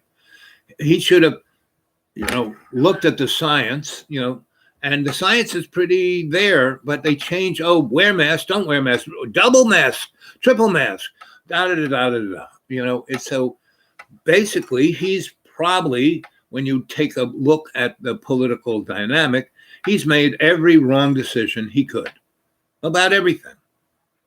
And all his optics are the worst, right? I mean, he goes in front of the news guys and seems like he's, basically, has Alzheimer's. He could do a lot better job there, right? And his staff doesn't seem prepared. And so those are my basic reasons why I think his numbers are in the toilet, because he really hasn't done anything that has made a big difference to the average citizen. And he's done a lot of things that really piss him off, like making this getting your jab mandatory, because the science of it shows, when you really look at all the statistics, that, yeah, the jab, meaning we really haven't done a good job from the beginning, even till now, because the most important thing is testing. And there's a guy early on, back in the 2020, who is had a little business, and he manufactured the piss on test to see if you're pregnant, right? Very cheap to manufacture, very straight up. It measures a certain hormone in your urine stream, and if it's that hormone's there, you're pregnant, right? Instead of killing a bunny. And you can see in 5 minutes. Now, there are hormones that your body produces when you are, when your viral load of 19 is high. And that test was easy. He made it by February of 2020. But Fauci and everyone in the FDA said, no, we want this thing where we jab this thing up your brain, and it takes 3 weeks to get the test back. Where it's this thing, you piss on it or stick it in your mouth, and you can tell whether you should stay home from work or school, but not keep all the kids from going to school. That was like one of the worst things to do. And it still makes no sense, right? And, letting, Home Depot and Walmart stay open, but to close all the mom and pop stores and all the little restaurants and all the little bars and destroy, the small businesses in America. I mean, that wasn't, and they're still kind of letting, but he says, no, everyone has to, if you have more than 100 employees and you work for you contract to the government, you have to have it. I think it's, even if you have 100 employees and you don't contract to the government, everyone needs to get the jab. Well, the jab shows that it's not going to keep you from getting it. This thing's going to be like the flu. Everyone's going to get it, and depending on your immune system. Why aren't you see all these commercials on TV about, they don't even mention, put your mask on, get the jab, and stay 6 feet away from people. They don't say anything about washing your hands, right? They don't say anything about, eating, vitamin C, vitamin D3, zinc, and there are a number of other things you can take to boost up your immune system.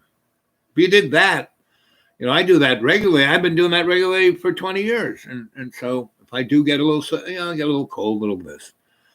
But I took the jab because it doesn't matter to me, I'm so old that I'm already on borrowed time, right? And so, and I had no bad side effects. And I get my flu shot, and I don't have any bad side effects.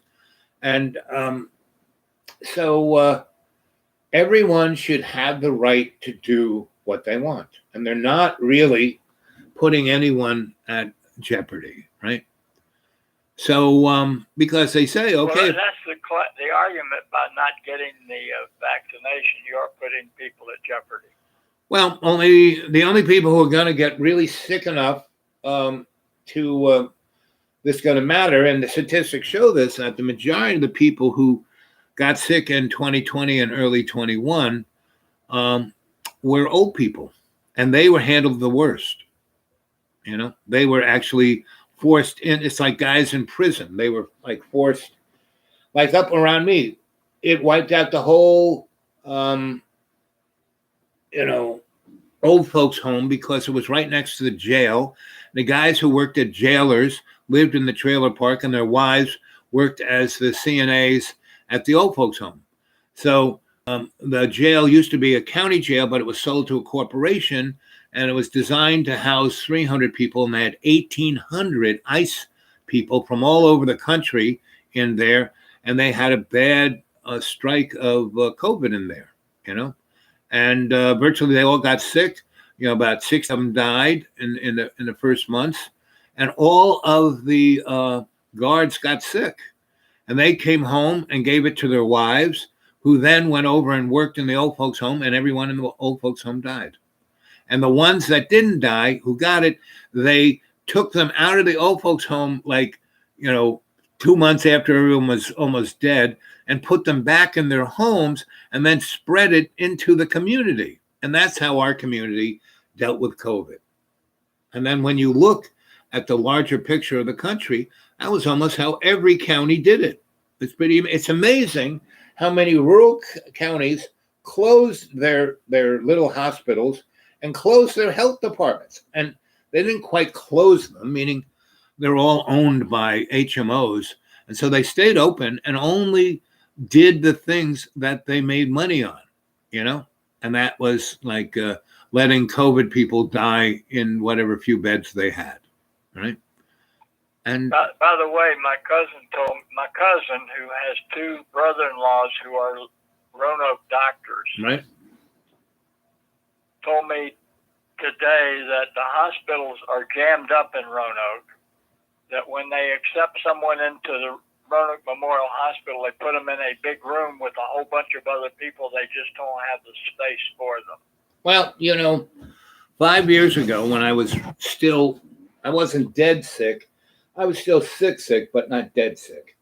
And I still got, I have these charcoal legs that all the bones from my kneecaps to my big toes are mush. And it causes a great deal of, inflammation. And inflammation causes certain deleterious hormones to arise. And that's called the SITS rate. And the higher that goes, the more you're going to get a really bad infection and die, right? And that year, 2 years after I died from, working in the corporate world, and like I said, I kind of crawled away from death, but I was still pretty messed up. I still had the clamps on my legs and stuff. Anyway, I got a bad infection in my knee. And my knee, it went from just having like a little black spot there to my knee looking like a basketball in less than 48 hours.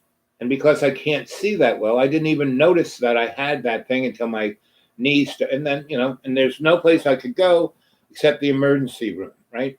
And so I went there, down right there in their big fancy hospital there. And it wasn't COVID days. It was probably 2015, maybe. Yes. Maybe 17.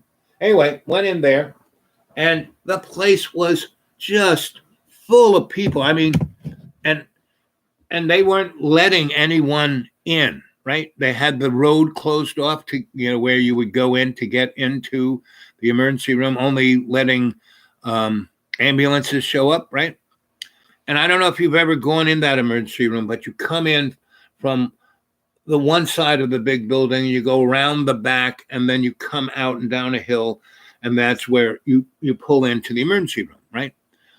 And the exit, and it's all one way, and then you exit out right there onto the road, right where the railroad tracks is, and you kind of go over there to where the big, parking garage is. Anyway, so I kind of, it's an emergency room here. I drove in there, and they had cops there saying, "Oh, the emergency, it's overbooked. You can't come in. Don't go."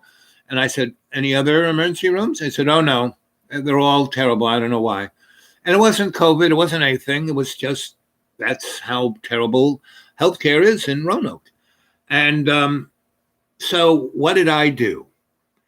I kind of said, okay, and I drove down that road a little bit, and I saw the exit, and I saw that's where all the ambulances were and the police cars were. And I said, you know what? And I drove straight up the wrong way, up that thing about 100 yards, and I went straight towards the big gigantic plate glass where everyone is waiting in the emergency room to be waited on. And I put on the bright lights, and I zoomed past the cops, and they just had their mouths open and their donuts in their hand in their mouth. And I zoomed past them, and I went straight to fly through the plate glass window and drive into the emergency room. You broke the window? No.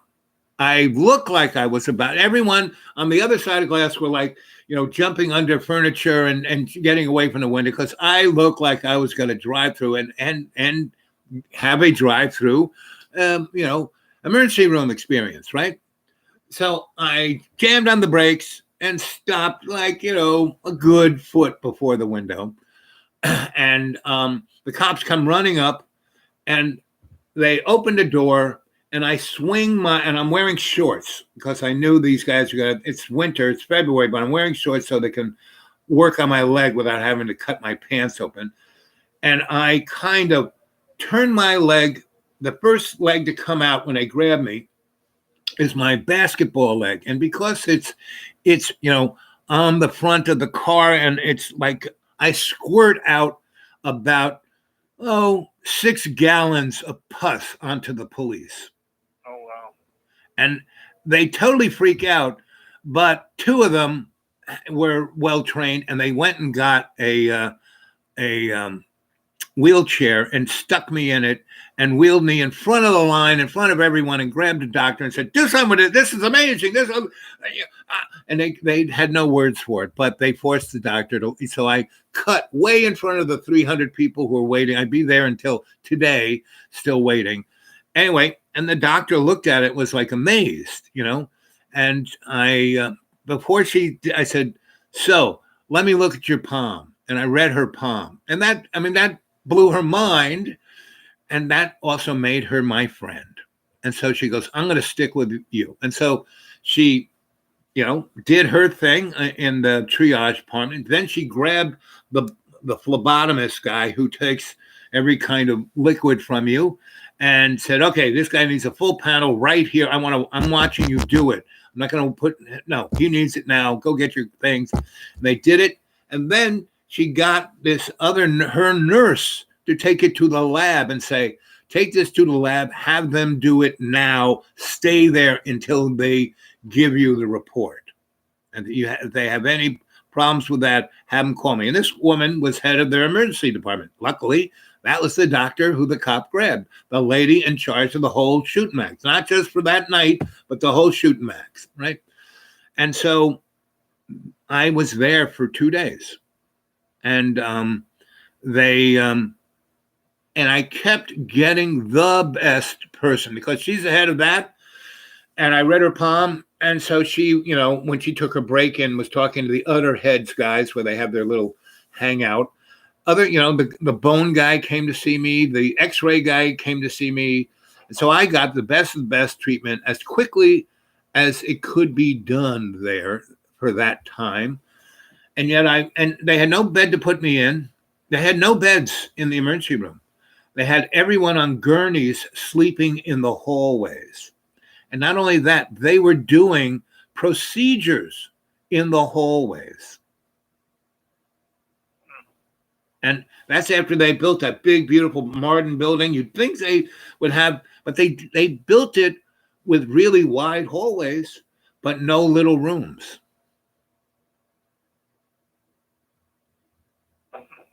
And that was, like I said, 2000, somewhere between 2015, 16, I think it was 17.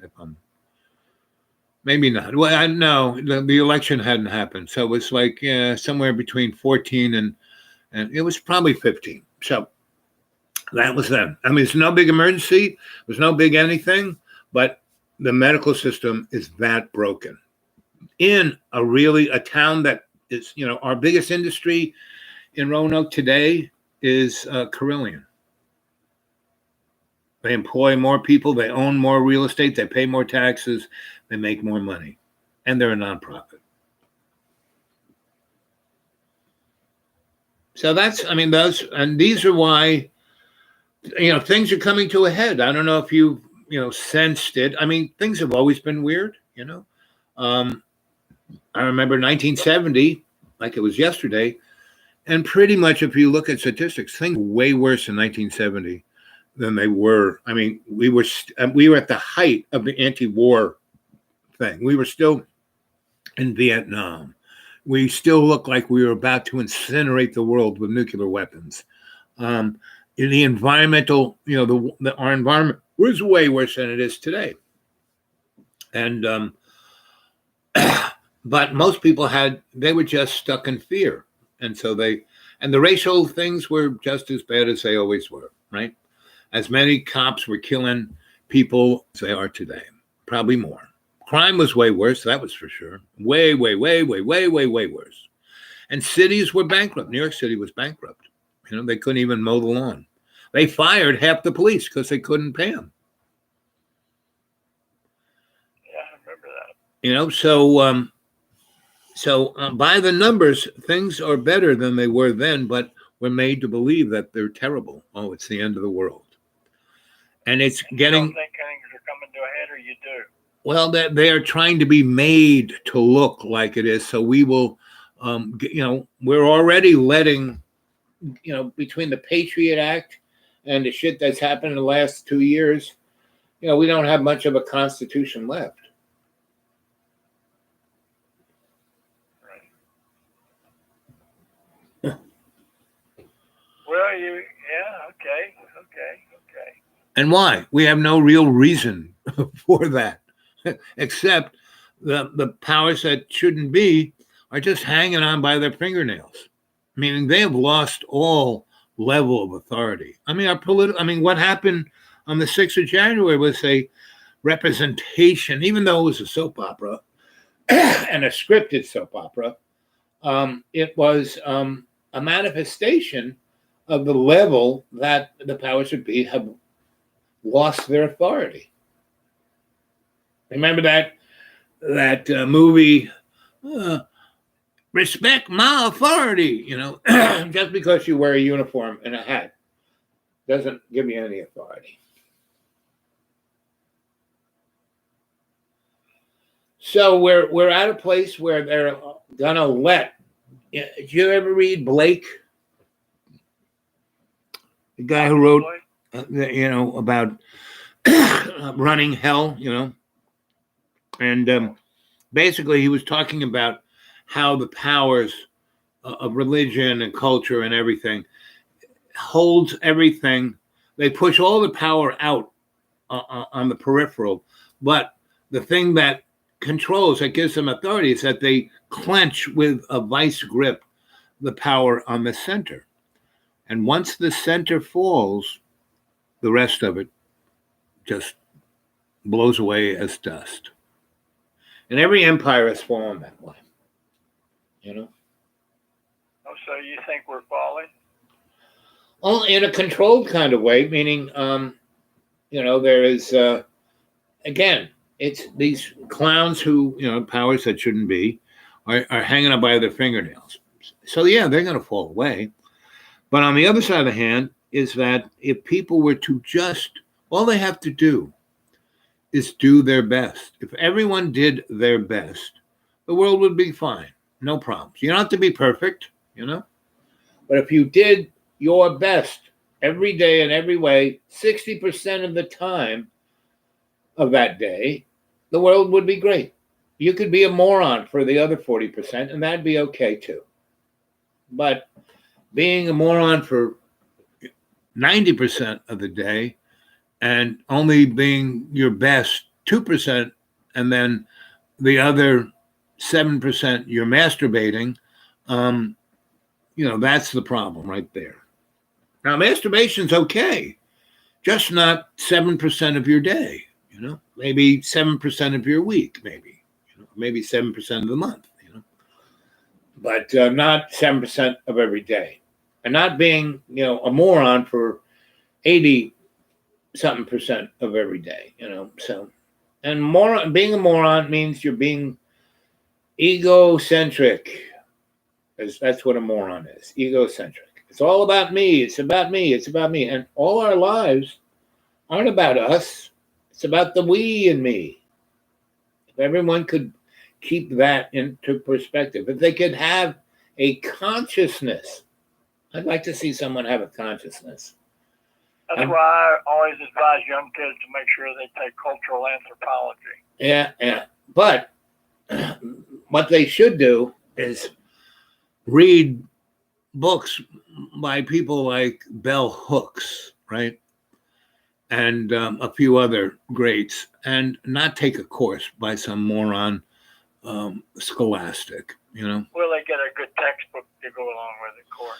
Well, textbooks are a waste of time because those textbooks are written by committee. I mean, I used to be on those committees, you know? I used to get this when I was at the new school. A friend of mine said, "Hey, listen, I was asked to go down to Texas and be there for 3 weeks and work on this national, peripheral for a history book, that high schools will use all across America." I said, "Well, where is it and how much do I get paid?" And they said, "Well, it's in Austin, Texas, right when they're having this big festival, and you'll get $500 a day, and you'll be there a week, and you'll be in a first class hotel, and all your meals and transportation are done." And I said, "Really? No, okay, sign me up." Thanks, because he didn't want to go. So I went, and for him, and I spent most of my time at the festival, because when I got to my hotel room, they had a nice little basket of fruit and stuff, and they had a week-long pass to that festival. So I said, "Good, thank you, Jesus," and went to the festival and went to that meeting 3 or 4 times, and it was a waste of time because everyone who was being paid off by whoever had the authority. And actually, I went to the 3 head dudes and said, "Okay, let's go have lunch. You tell me what you're going to do, and I'll give you my opinion on it, and then I'll leave you alone. I'm just going to go to the concert." And they said, "Oh, that's a great idea." So they took me to lunch. We talked about it. They said what they wanted to do. And basically, white ethnocentric history book about slavery, that was a good thing. That the slaves were happy. They were happy slaves. And they got 3 squares a day and a roof over their head. And they were happy. And they sang and they danced. And they were happy slaves. And would be better today if we had happy slaves. And that was the history book they wanted to print in 1980, whatever that was. And, so great. Sounds good to me.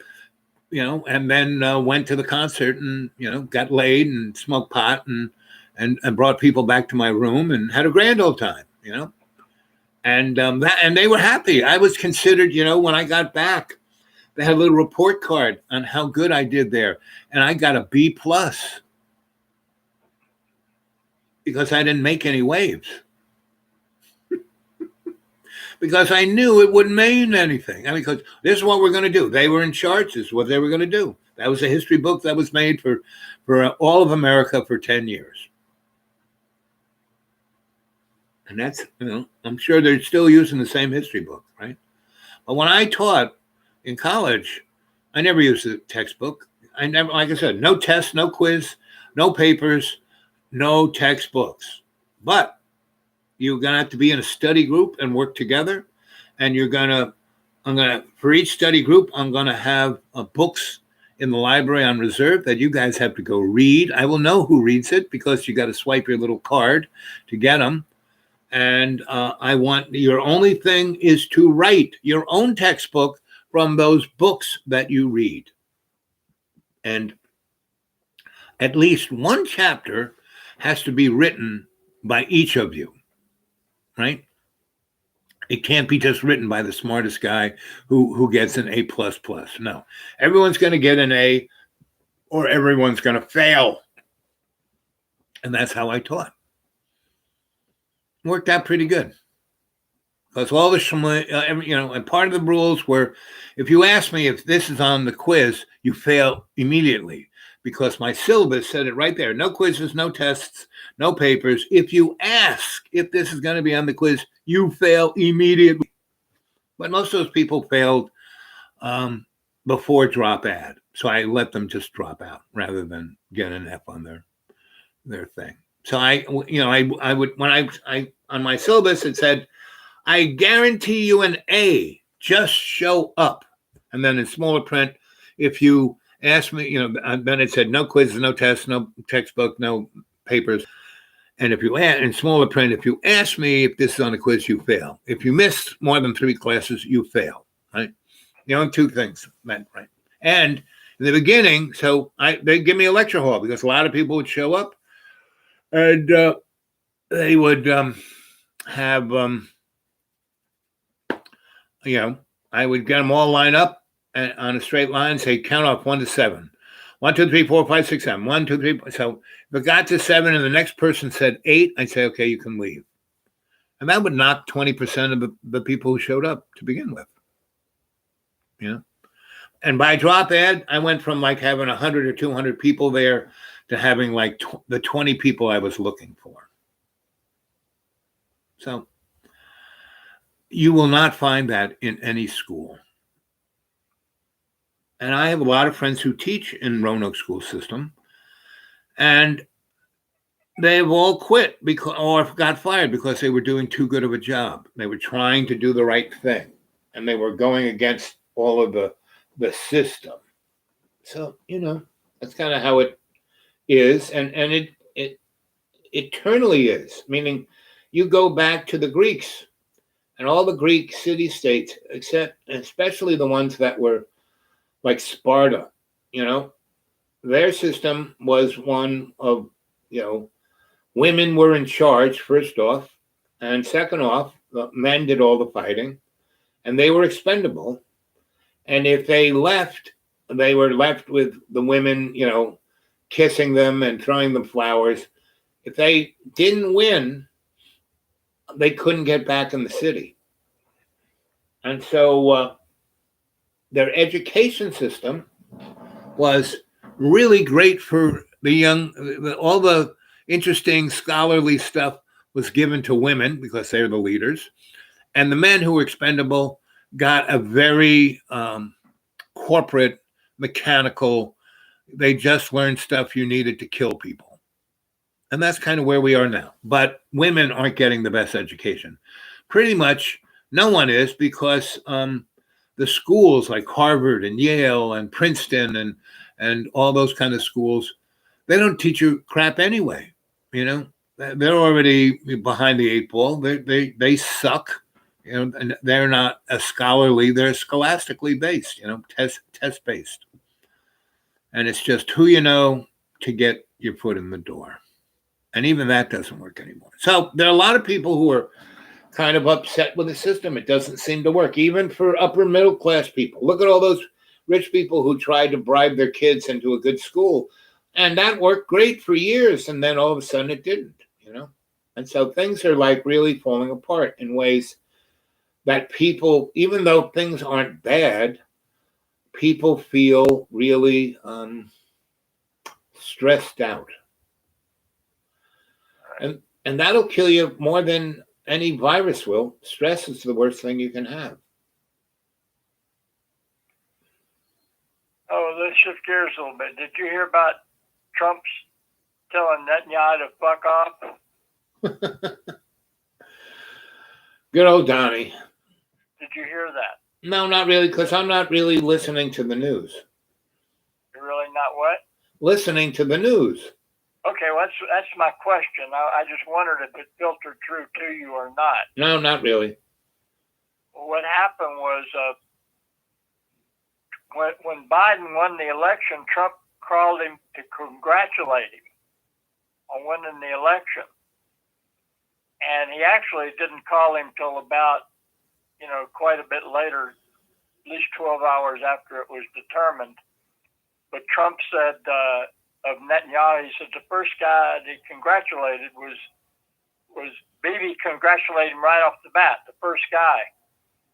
And then he says the man that I did more for than any other person I dealt with. He said, I haven't spoken to him since. Fuck him. Right. Well, that's how Donald Trump deals with things, Well, it's pretty amazing. Why? Really. I mean, that's how his whole 4 years as president, he did that. Right. Pretty much. But it's... Why would you think he would do anything other?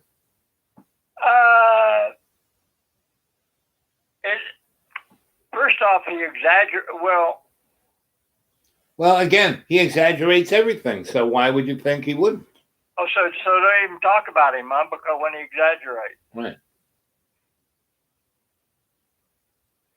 I mean, it was world headlines. That's the point. Right. Well, he likes that kind of thing. And that's why what's going to happen in the next election, the Congress and the Senate, there's going to be historical loss by the Democrats. But, you know, the Democrats, they're amazing because they do everything they can to lose an election, right? And so in 2022, when the election's coming up, Congress will fall to the Republicans, and so will the Senate by an amazing margin. I mean, a margin that... Who's going to be the Republican ticket?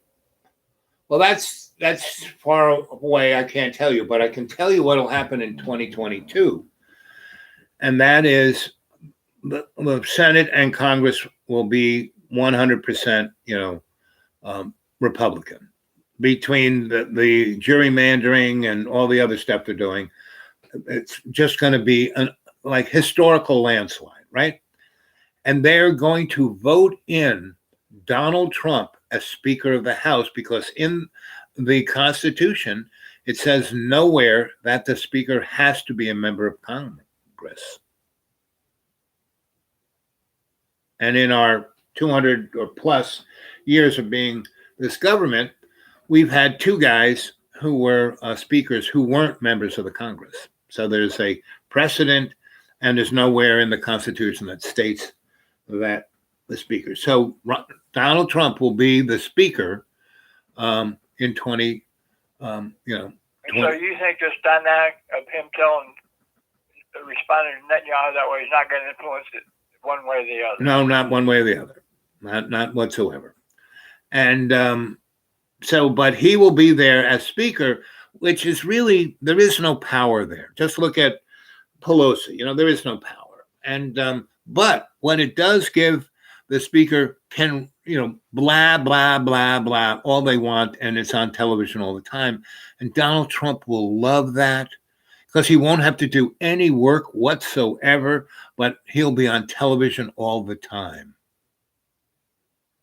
And what that will do by the Republicans having a total windfall, unbelievable legislature, bonanza, will kill the Republic. And so, Donald Trump will be speaker. Then the presidential election, someone, I don't know who that will be, but it will be someone like, I would bet, if I was a betting man, I would bet at least 50-50 that Mitch McConnell will be president. Yeah, so could you see 100% Republican Senate and Congress, Mitch McConnell as president, and Donald Trump as speaker. That will be our country. And we'll get, 3 of the Democrat Supreme Court judges will die, and we will have 100% rabid, in their new Supreme Court judge costumes will be black Ku Klux Klan outfits, with a hood that goes up in a point, and that'll be our country. And we will have camps, Australia has always been our little social laboratory, and they have camps now for people that don't even break laws. They just, so you go to the supermarket, and your cell phone registers that you were within 4 feet of someone who 2 days later is confirmed with COVID. They come and take you away and put you in a camp of all people who already have COVID.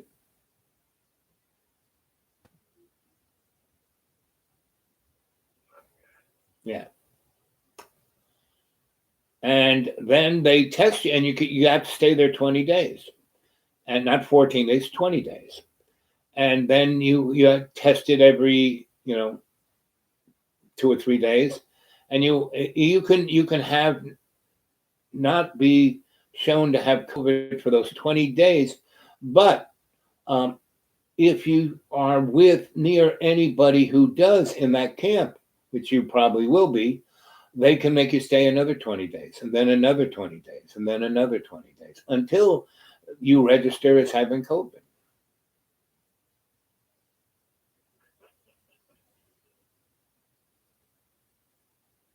Pretty cynical. No, that's what's happening. Pretty cynical. Well, until people, and Aussies really pride themselves on being individualistic, but they're the biggest bunch of sheep I ever saw. I lived there 3 years, and I was there when they had martial law twice. And they rolled over each time, and they gave all their guns up, So it's quite an interesting little dynamic. And, people will go on and on and on about Area 51 over there in the desert of the West. But our realest, secretly most crazy shit is in Australia. We have a place called Pine Gap, Nawala Missile Range, and Gulf Breeze, and a few other interesting little places over there in the northern upper territories near Broome. And no one ever talks about that shit.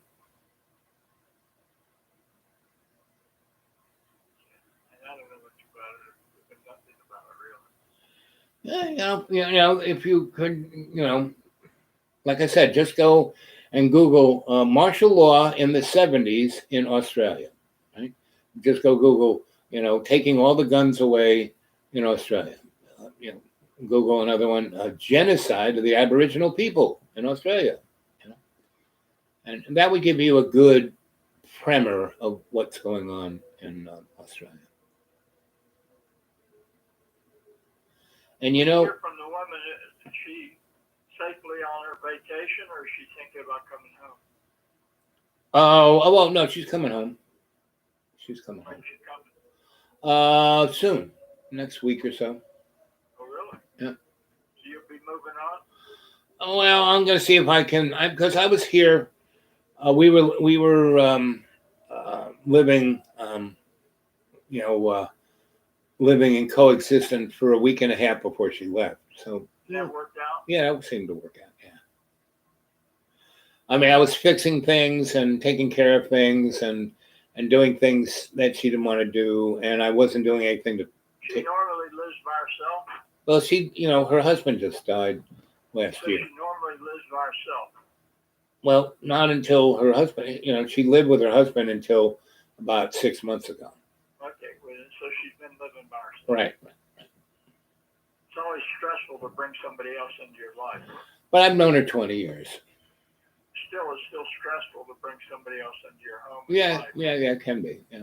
The more you realize that, the more safe you'll be. Oh, I do realize that. I know how to, acclimate myself to my environment. But she is a person who actually likes,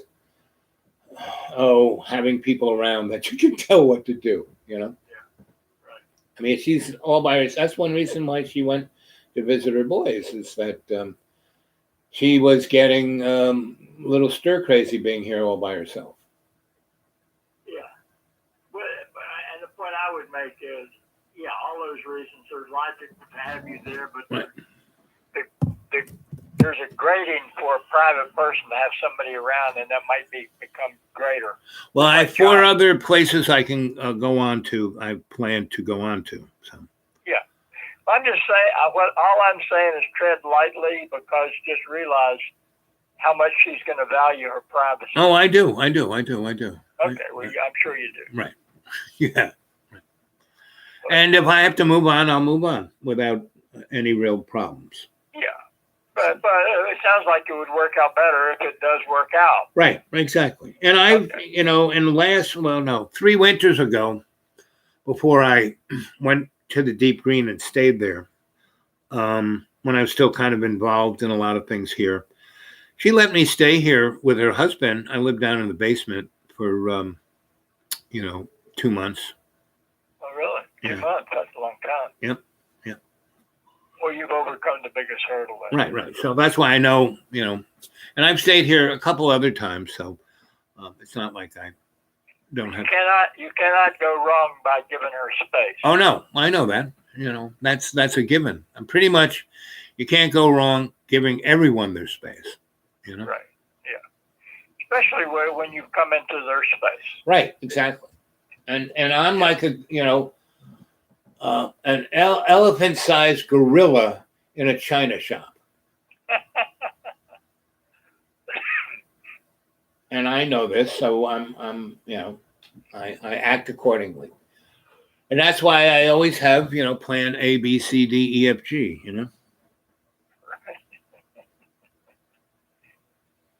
So oh my goodness. Well, Al. Yep. I'll look for your next thing, because usually you pop up and I watch some of you and give you a thumbs up. And well, I've had I'm doing a live chat as we speak, and you've been part of it. Oh, really? Yeah. So you haven't said anything incriminating, so I would have stopped you. What I find interesting is I don't see it. It's not popping up on my YouTube menu. Yeah, that's what I'm talking about. And the other interesting thing is, so I've been doing these things pretty regularly, a lot more regularly than I did when I lived in the forest, because it's right here in the house, right? Anyway, I will do one, and if I do a long one, so when I there's a little red box. It says end stream. I put the arrow on that. I hit that, and then it goes end. And then I hit that, and then it goes into the numbers of like how many people watched it, how long they watched it, how many people liked it, how many didn't like it, all the above, right? So when I usually end the show, I see all of that information. And pretty much for the last year, if I do a show that's long, like in the evening and there are people to watch, they'll watch it for, and like right now it's 2 hours, 26 minutes, right? So anything more than 2 hours, at the end, there'll be 30 people watching.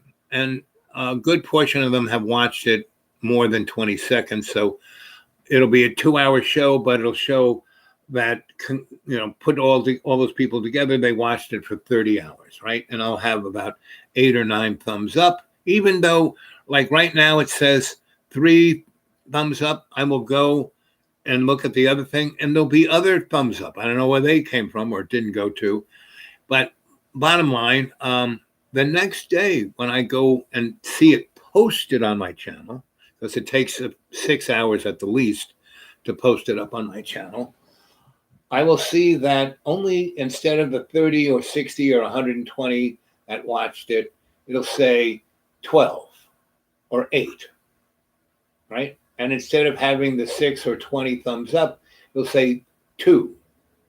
I've heard other people talk about this. Right. And what that does is it keeps me at the bottom of the algorithm. So it doesn't come up on anyone's, like on my stream, is so, I have so many different interests that, every time I come on the next day, it'll have that little thing of my stream. And instead of like 8 or 9, it'll be 40, and I just kind of fly through it and see it. And what's interesting, I'll look at, and because that's kind of one thing I do. If I see something interesting on my stream, I will play it back on my phone on the show. Because instead of me trying to paraphrase some guy who really knows what he's talking about, I just play the 3 or 4 minutes of the most salient part of his 2-hour thing to my audience. And anyway, it's, and you look at his thing, and there's this guy who's really a boring anthropologist. He is like the epitome of the scholastic. And the rap he gives, it's like he's reading it virtually out of the textbook. You don't see him on the screen, but he is talking like, he's like reading it out of the textbook. And he will have 120,000 people look at his show within the first hour, you know? Wow. Yeah, and I go, what? And that means someone's putting him at the top of the heap. What's motivating them? Why are they making those decisions? Because he's so boring that even if people watch, you know, they think that is the answer. If it's at the top of, you know, and that's why kids are becoming psychotic, because they're all on TikTok and Instagram, and the popular kids get 8 trillion thumbs up and likes, and the other ones get all the thumbs down. You know, it's, you know, I mean, kids should not be on social media, you know. Actually, no human being should be on social media. I'm not on YouTube. Is the closest thing I am on social media, you know. But Facebook or any of those, TikTok or any of those, you know, Twitter, any of that stuff, and don't do any of it. Period. Zip, zero, zilch. And so I don't mind, you know. So when I see it, okay, 60 people watch, that's great. And see, I know my real response is, and I'm telling you guys, if you want to get a hold of me, you go to the Dude Awake 42 at Gmail and say, you know, we can have a conversation. And, you know, buddy, I see all the, you drop me more lines than almost anybody. And you always have something for me to watch, which I try to. And you know what I don't understand is why you're not part of my feed. Meaning, for me to get any of that stuff, I go to your, you know, like, you know, you don't have a YouTube. You're not blogging. You're not doing any of that, are you? You're asking me? Yeah, I'm asking you. No. Right. So that's why you're not on my feed. My feed comes from people who are YouTubing and blogging. But, you know, I do look at everything you say. I don't always respond, but I look at it, and I click it and I watch it for a little bit, but not all the time. But I watch yours more than anybody else. I can say that honestly.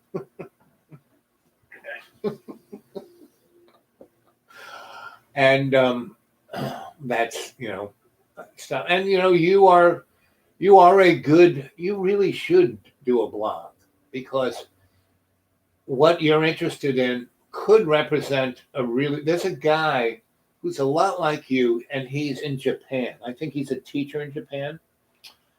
And I think it's called the Colbert Report. And he's really interesting. He's like you. And he finds interesting things to talk about. He has certain subject matter, like you do, that it's mostly what he's thinking about. And he lives in Japan, so he has he's really an American boy, but he's been in Japan a long time, so he has a definite Japanese sensibility. And he does it either in his house or in his neighborhood, where he walks around, and he's like, I think he's in Tokyo. He's in a big city in Japan, whatever it is. And yet, though it's a zillion people in there, the Japanese have this way. They have a park, a piece of greenery. They have a way to, no matter how many people are there, there's always some place nearby that is like a sanctuary. And so he walks around a good day. So, you know, I would say 60% of his shows, because he likes having his blackboard and his other little things in his apartment that he uses to do his shows. But he walks around and talks about stuff. And what's really interesting, people in his neighborhood know him. And as he walks, they bow. They know who he is. He has respect. You know, they don't treat him like a gaijin. Did you ever go to Japan? Never Did you ever go to Asia? India is the closest I've been to Asia. And it's like South Asia, so it's India. It's not like Japan or Korea or Vietnam. Vietnam is fun. Vietnam is like the Irish of the Orient. And the Koreans are that way too. Did you ever hang out with Thai or Vietnamese or Korean people in America? A little. I've got some Cambodian friends. Well, they're different. Cambodia is like the Ukraine of Southeast Asia. People have always been conquering them, marching through, right? And they're kind of like the Ukrainians too, because Ukrainians pretty much, that's been their history. It was the Germans or the Arabians or the Russians or somebody was always, walking in and taking over. And their whole thing was to just get along, and all the people who would conquer them would kind of not, they weren't a threat. They were okay. They were, the most malleable people to conquer, and it was okay. Everyone did okay. And there's places in the Ukraine along the Black Sea that are great cities for having a vacation, And so, like the Russians, the Germans, all those guys came in there and they didn't mess things up. They just went, and that's where they took their vacation, right? So that's Cambodia. And the other countries like Vietnam and Korea, like I said, they're the Irish of the Orient, meaning they're loads of fun. They have great music, great just community. But you try and mess with them, it's like kicking over a hornet's nest, right? So, and that's kind of what those. But I really like, especially the Vietnamese, are really great people. They're loads of fun and hardworking, really smart. And they know, not to sweat it. I mean, that's why they won the Vietnam War. They didn't sweat it. They knew it was going to take forever, and so they just let the foreigners eat themselves up. And, Yeah, that seems to be what happened. yeah, the French did a good job at eating themselves up, and so did we. And Kicked your ass, really. really, yeah, pretty much. And but it was, and the thing that really, I mean, the United States seems to do this in every military engagement they ever had. They're like the Democrats, and so they, I mean, like World War II, they won, unconditionally, everyone surrendered, but in the end, they lost, meaning the German people bombed in the Stone Age, and the Nazis take over our country.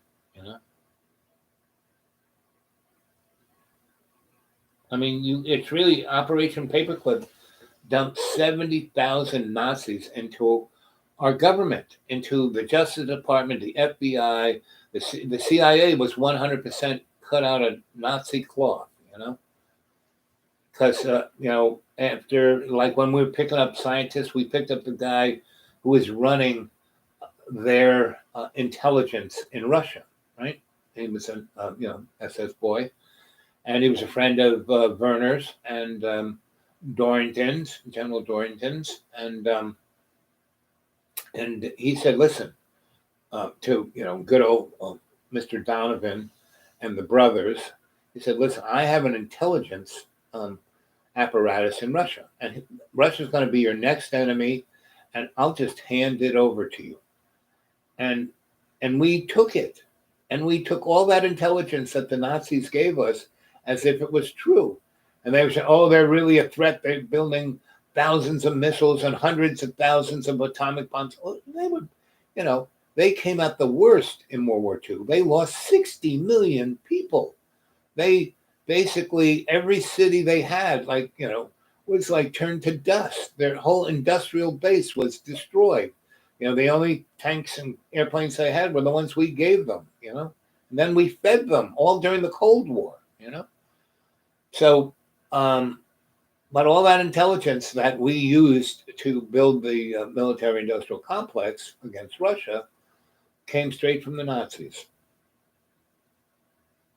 And there's a lot of books written about that.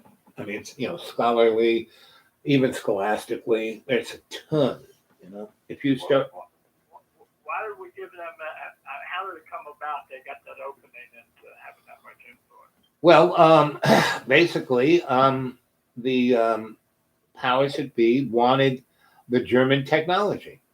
Meaning, if that war had lasted, let's say, another 6 months, the Germans would have won. If they they were building at the end of the war. They were creating more tanks, more airplanes, more submarines than they were at the beginning of the war because Spear totally broke everything up. Didn't have the factories all in one gigantic place that we could bomb, and everything was made in component parts that snapped together.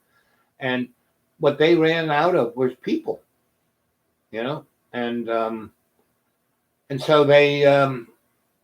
Once we saw, when they saw the difference between our best fighter, the Mustang, and the, ME, 262 or whatever that first double-engined jet fighter was, it had swept-back wings. I mean, it was like 30 years ahead of whatever we had.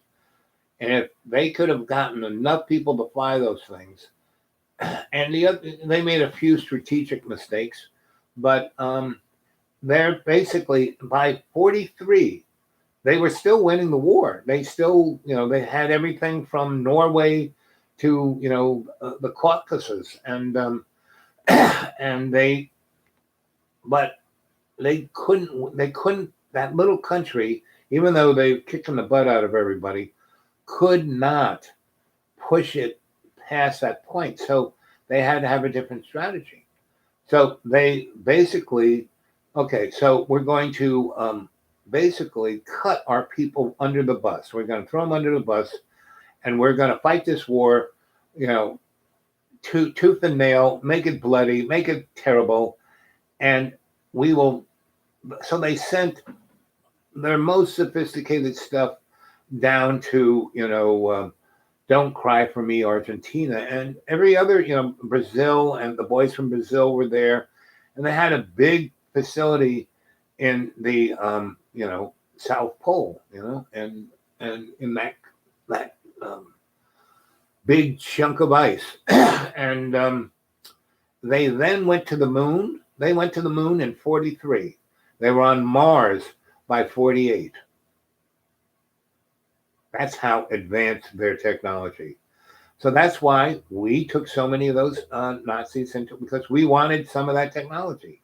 And they just gave us the crap, the missiles, the stuff that they gave us was nothing compared to the shit they had.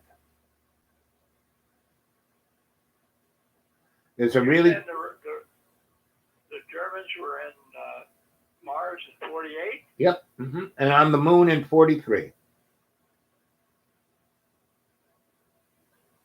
Well, in 48, they would have been using missiles that we developed, right? No. They were using anti-gravity devices that they developed. What's an anti-gravity device? A flying saucer. The Russians were using in 48. Who was paying their salaries at this time? The Germans? The Germans had basically had trillions of dollars of war booty, because they totally went through all of Europe and took all the gold, all the diamonds, everything they could get their little hands on, and they took it away and stashed it in places that people couldn't find. So they had more money than anybody else. But in 48, they were living scattered in the West. They weren't in Germany, were they? Well, there was Western Germany. That they still had Germany there, but the Nazis themselves left, a good portion of them left to America, to Australia, to Argentina, to Brazil, to all the other South American countries, Venezuela, and to other places in Europe. These other countries like Brazil and these other countries, they weren't working on nuclear technology, really. Oh, no, they were. They were. Like when we, so the atomic bomb, right? The atomic bomb is actually caveman technology. The hardest part of an atomic bomb is making the fissile material. The fissile material, the thing that causes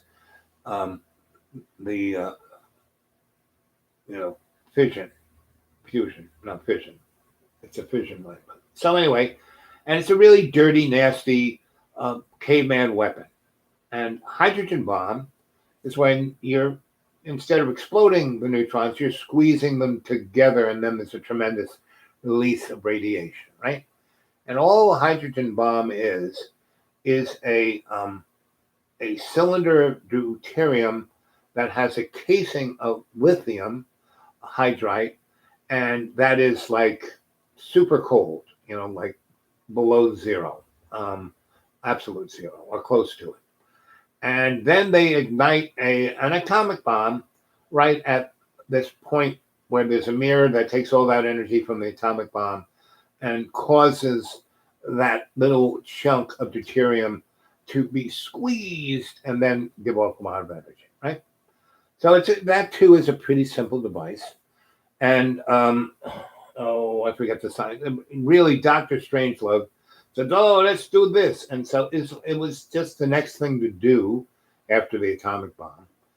And so the fissile material was hard to make, right? Especially if you were using cyclic, the things that spin it up, right? Where it takes the uranium fluoride, turns it into a gas, and then puts it in a centrifuge, and the stuff that's on the coats the edge is the fissile material, and they gather that up and they make what is known as a fissionable metal, and like plutonium is a fissionable metal. And the other way to make it is to have a power reactor, and that's why we have fissionable reactors making electricity, because it makes a lot of weapons grade material. So the Germans gave us the bomb that we used on Hiroshima came from the Nazis. They gave us that bomb. Yeah, whoa. We had the chunk of plutonium. The bomb we blew up in New Mexico was a plutonium bomb, the Fat Boy bomb, and we had enough plutonium for 2 of those, but we didn't have enough U-238 for the regular atomic bomb. And the Germans gave us that.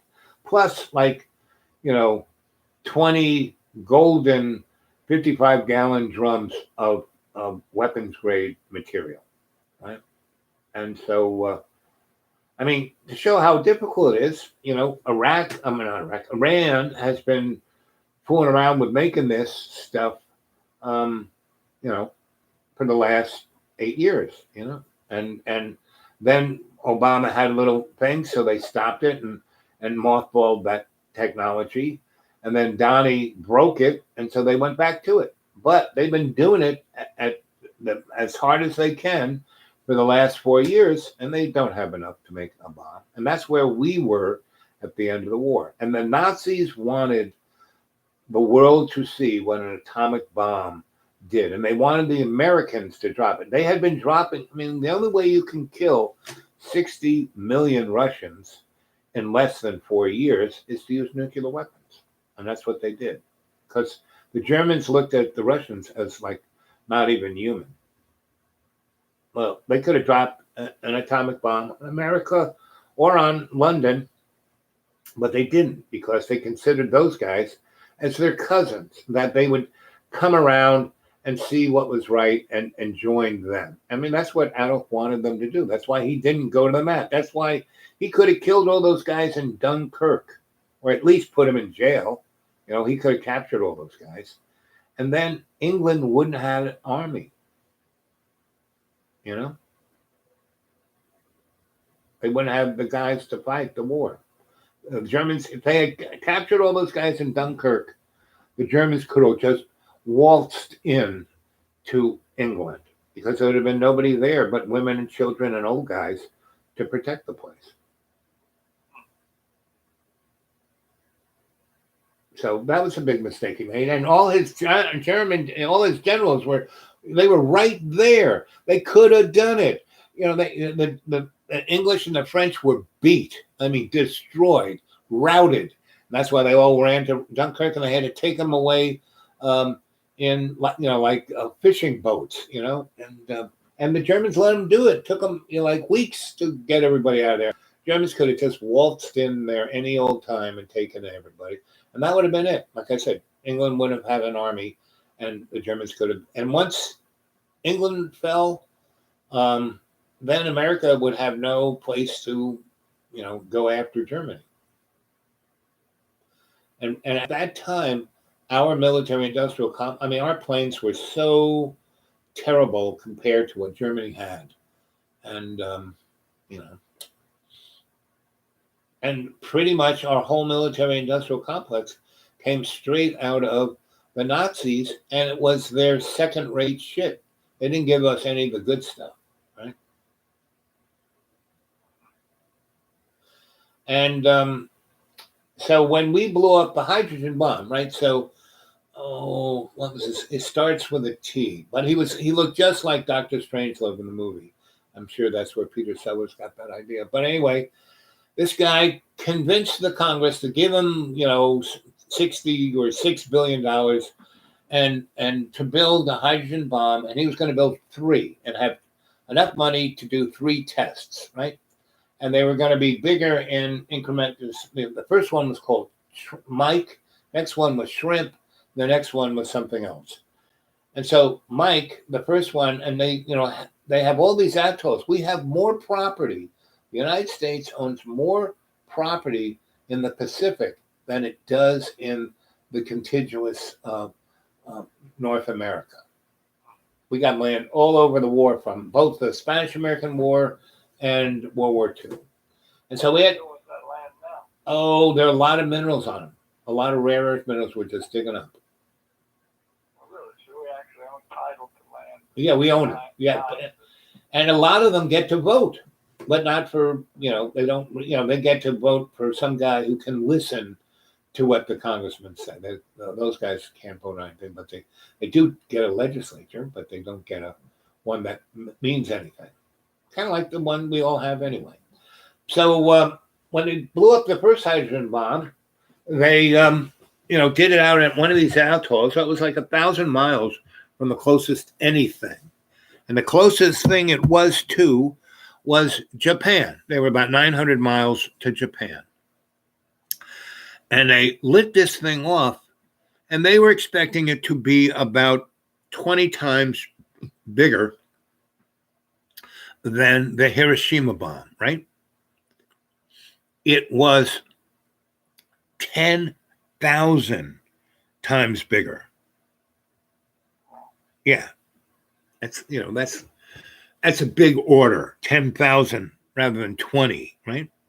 So it's supposed to be like, a megaton or 2, and it was close to, 1,000 megaton. It was like 10,000 times bigger. And it irradiated Japan. It killed Japanese people. And they were a little touchy about that. It was only 5 years ago that we incinerated Hiroshima and Nagasaki, and then they're supposed to be our good buds now, and this thing had a little, right?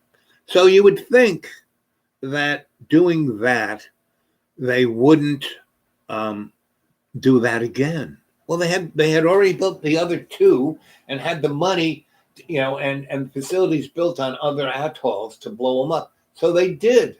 And each one was bigger by an order of 10 from the first one. So the second one that blows up, that's an order of 10 over the one that was now 10,000. So that's close to 1,000,000 times bigger than a Hiroshima bomb. And what do? We blow up the third one. And when we do that, it affects the sun and our poles in our planet.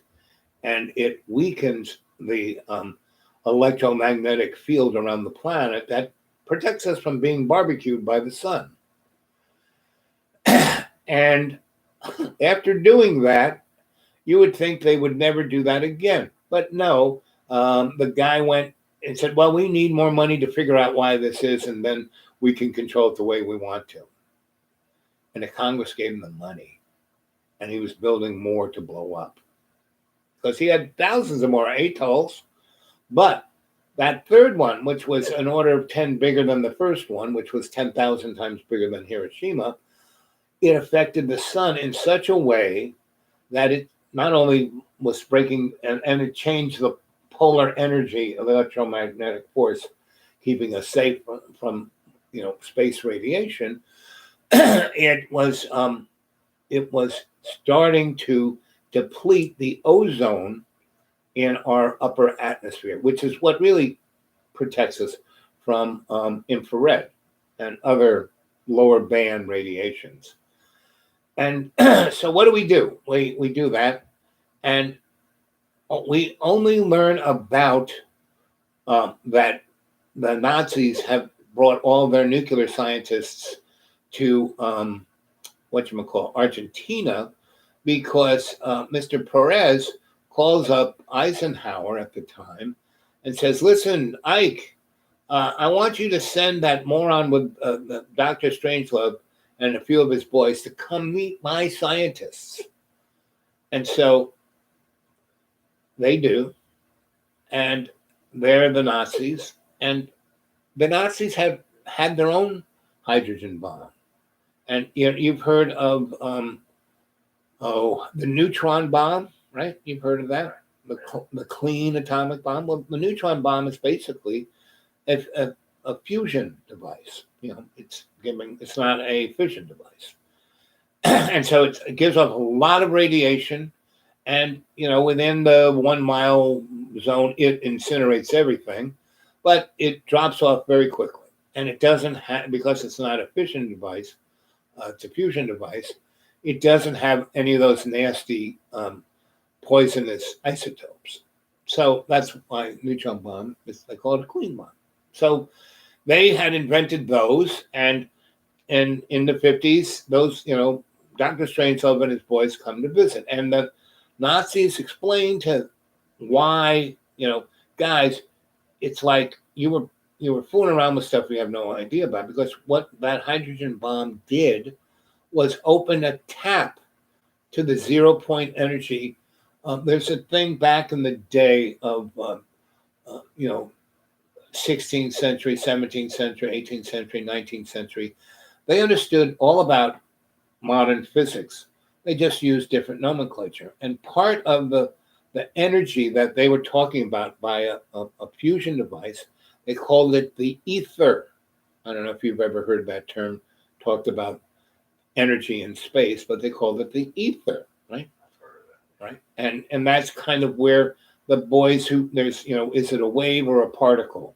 And that's where they described it as, ether was the particle, right? So he says, so when you did what you did with your hydrogen bomb, what you did was you put a wedge in that ether and our little universe, and you opened up a little crack.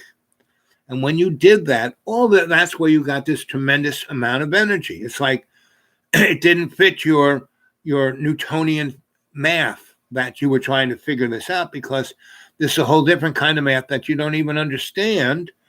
And that's why your bombs did this. So if you just want a more powerful bomb that isn't going to destroy the world, because if you keep going at it this way, you guys are going to have a real problem, right?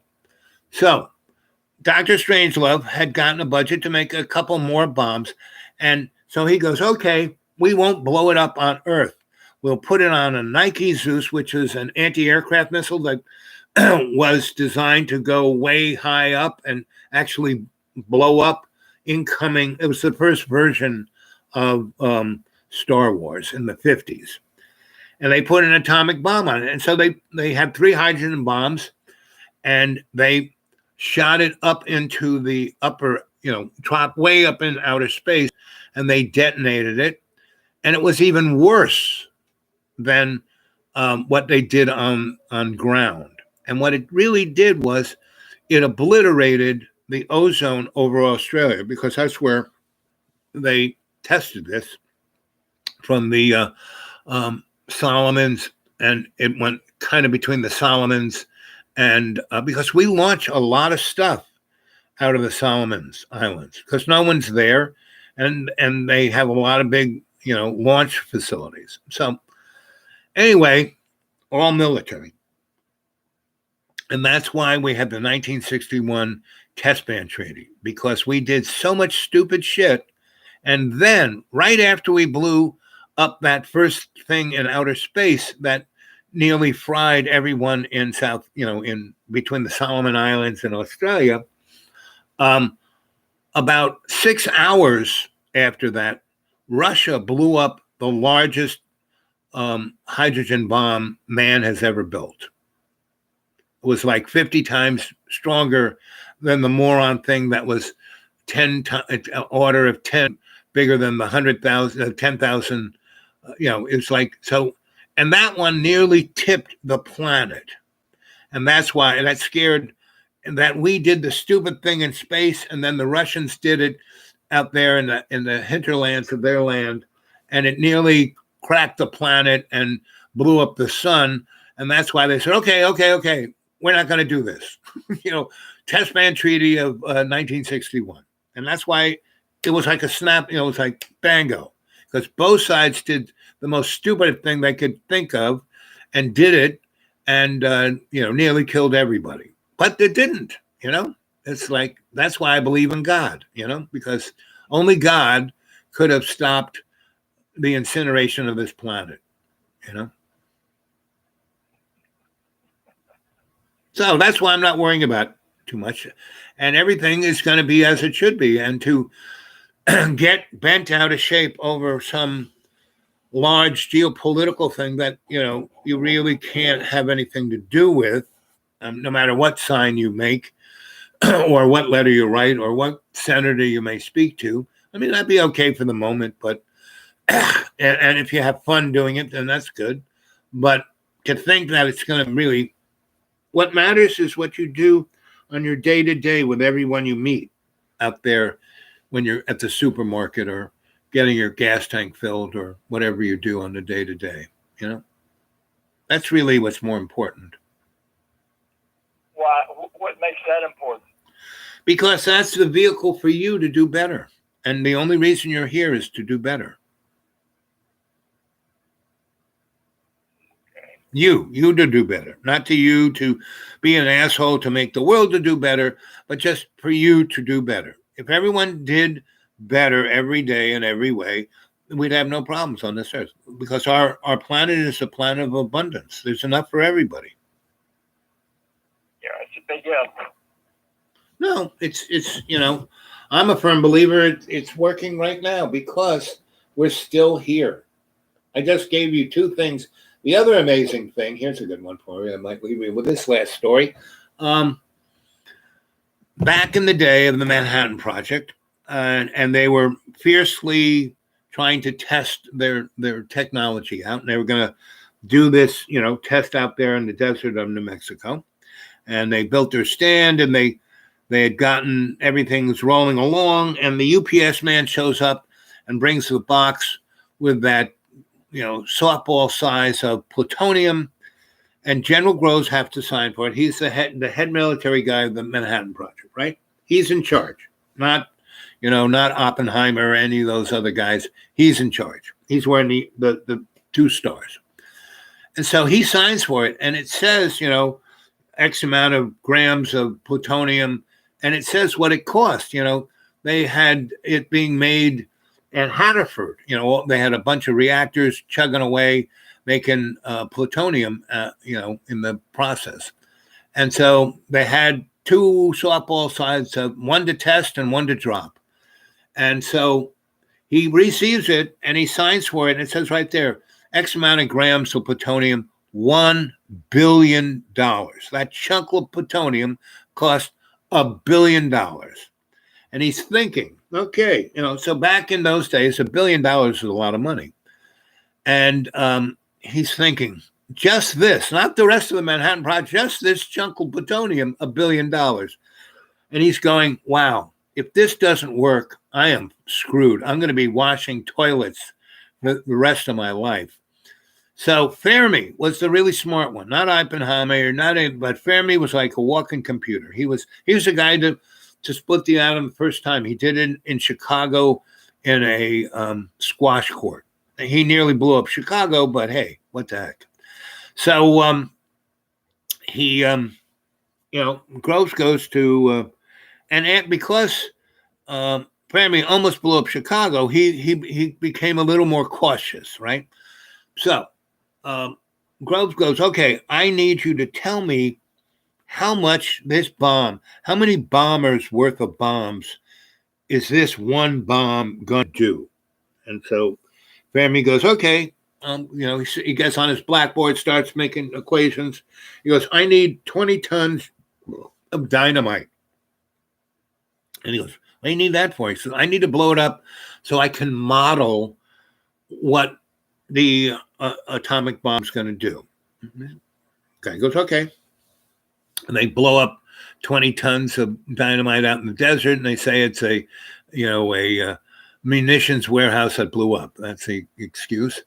And he uses it to model. And after he does more on the blackboard, he comes to Groves and goes, General, we can't blow this bomb up. And Groves goes, what? What, why? And he goes, well, because of how the chain reaction goes, if it were to go past this certain point, it would basically burn up the whole atmosphere of the planet and, incinerate everything. Everybody, everything, would just be a burned out husk, period. And he goes, well, how sure are you of that? And Fermi goes, 50-50. And so Groves had a two-headed silver dollar that he used to flip to win his arguments, So he goes, okay, 50-50, let's flip a coin for it. And before Fermi could say anything, he flips it and he goes, okay, call it. And Enrico goes heads. And so, see, heads, we blow it up. And Fermi goes, but, and the general has the MPs to take Fermi and the other scientists who don't want to blow it up locked away. So they can't, write a letter or talk to the other scientists. They just lock them up. And so they go off and test it, right? So he when he goes to unlock Fermi out of jail, he says, see, we didn't blow it up. And then Fermi goes, well, that only means that we can never do this again. Because if it's 50-50 and this time it didn't blow up the world, the next time it will. Well, and he then gets to talk to all the scientists and shows them the math and everyone, Borg, all those guys go, yeah. And they write a letter to FDR and then FDR dies. The night he reads that letter, he dies. And did you know that FDR blew his brains out? He didn't die of a cerebral hemorrhage. He ate his gun. Because he learned about the extraterrestrial and the dimensional and all the other people who were in on the game. And then he learned about the 50-50 flip of a coin and that every time and so after we dropped it on Hiroshima and Nagasaki, Groves said, see, we can do it to anybody we want. And Fermi said, no, it just means, the chaos theory, meaning one day it will ignite the atmosphere. And if we're going to be such pinheads to keep doing this, and we did it. We did, 1,000 above ground, between Russia and us and England and France and everybody else who blew up them. There were more than 1,000 above ground tests. And then there were another 2,000 underground tests, and it still had the same kind of effect, So the only thing that could keep us still here is a higher power, which I have no idea what it is. I can't define it. I know it's not some big white guy sitting on a toilet in the clouds, shitting on everyone. I know that's not what God, that's not what God, that's the God of the King James Bible, but that's not it. So we're still here. So I have pretty strong faith in love's co-creation, that we're gonna, things are just getting weirder and weirder, seemingly, just to push us into that place where we will go, okay, we are going to stop being pinheads. We're going to do better. Each one of us are going to try to do better. Not try, no. We're going to do better. We're not going to be perfect because we can't be, but we're going to do better.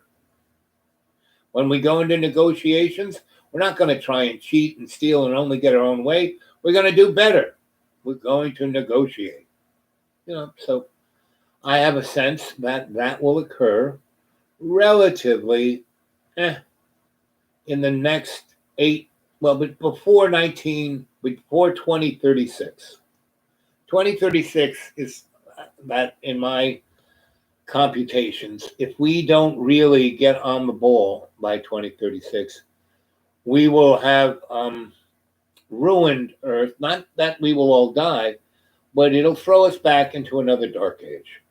And so, it'll take us another 900 years to crawl out of that one, and maybe we might learn something from that.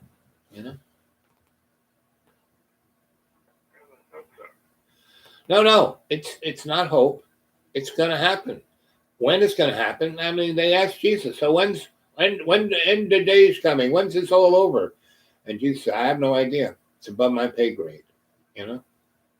He said, I just came down here to give you a good example on how to live your lives better. You don't have to be like me, but just try a little harder. It'll work out. Trust me. And so that has been the model so far. So, look, it's Buddy. Hey, Bud. Hey. How you doing? Well, talking to me? Oh, no, I'm talking on the chat. There's Buddy Blindly. And Buddy Blindly was, when I first started this, he was what people called a troll. And he was pretty annoying. And I had no idea how to run my own YouTube channel. I didn't know there were these little 3 dots that you can knock people off. And someone said, "Oh, give me the wrench, and I'll be the mediator." I said, "No, you're not going to be the mediator." I said, "Whoever comes here, they're all welcome, even if they're." Look at this guy. He's just wants to be part of the crowd, and he doesn't want to be part of the crowd either. So anyway, long story short, Buddy hung in there.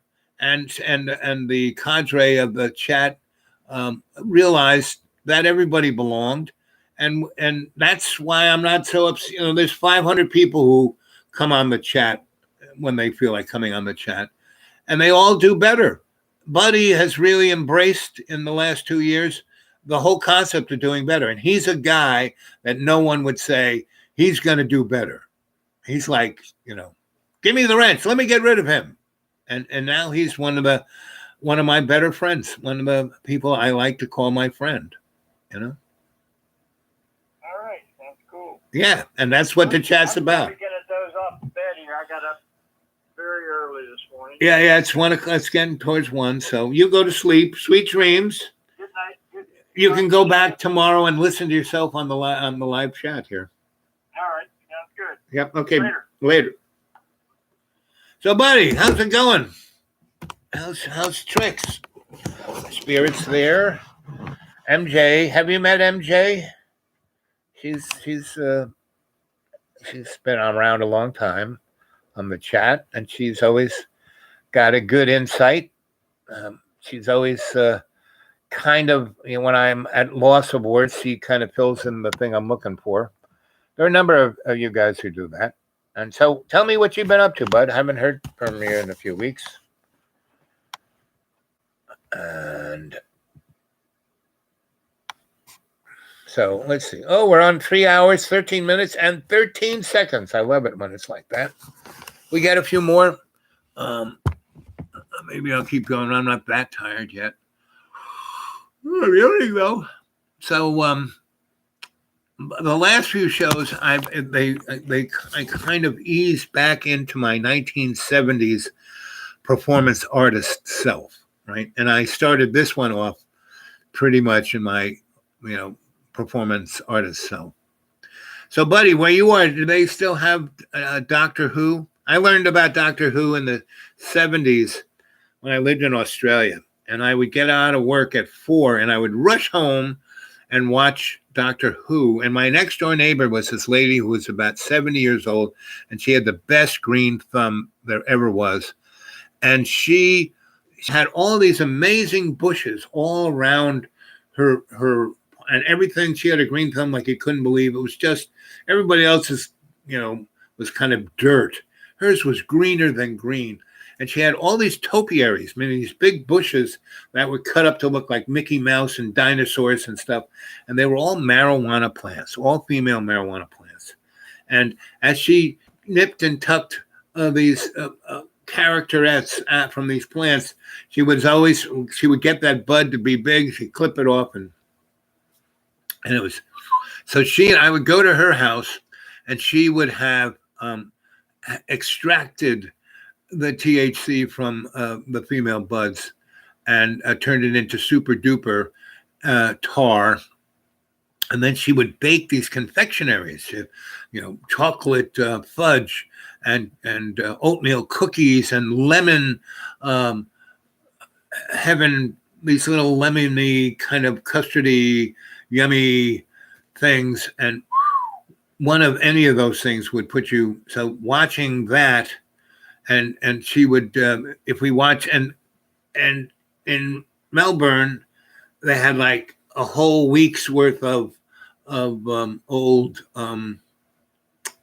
ones. What they would play is they would play that new version, the first, like at 4:30, and then at 5 and 6 and 5:30 and 6 and 7, they would play that whole last or other weeks. So you get 7 Doctor Who's every day, all in a row. And first I would eat some of those cookies and have some tea made from the same tar, and then we would have a nice bowl of psilocybin mushroom soup, potato, leek, mushrooms. So by the 3rd installment of Doctor Who, we were living the show. So I really love Doctor Who. So I have many great memories of Doctor Who. Let's see.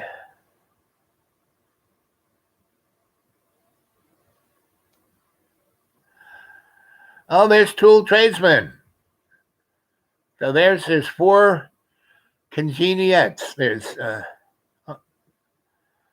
5. There, if we're counting Michelle and James and Spirit and Buddy and Todd and Fish. Oh, we're lining them up. Everyone's coming home. It's like Christmas holidays. There's the fire, the fake fire burning over there. I would put on Christmas music if I could stomach it. But seeing you all here brings me great joy. And I love you all. And I am right now shamanically filling your hearts with my love. Do you feel it, guys? I see James feels it. I see all those blue hearts there.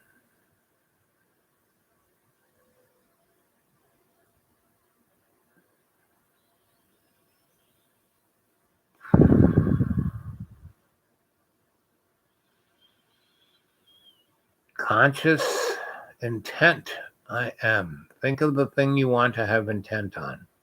What you want in your life to be better and better. That's the conscious intent you need to focus on. So focus on that conscious intent, and I'll pump it up with some prana love.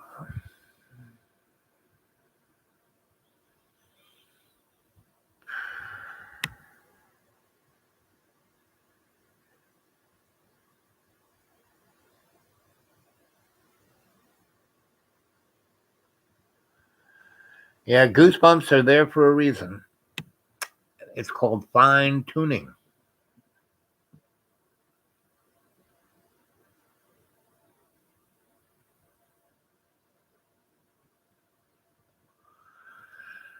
And if you were listening to my buddy who called me up on the phone while I was doing a live chat, I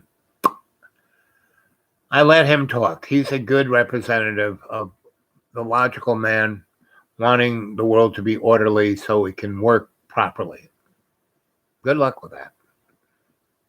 He's a good guy. Pretty good artist.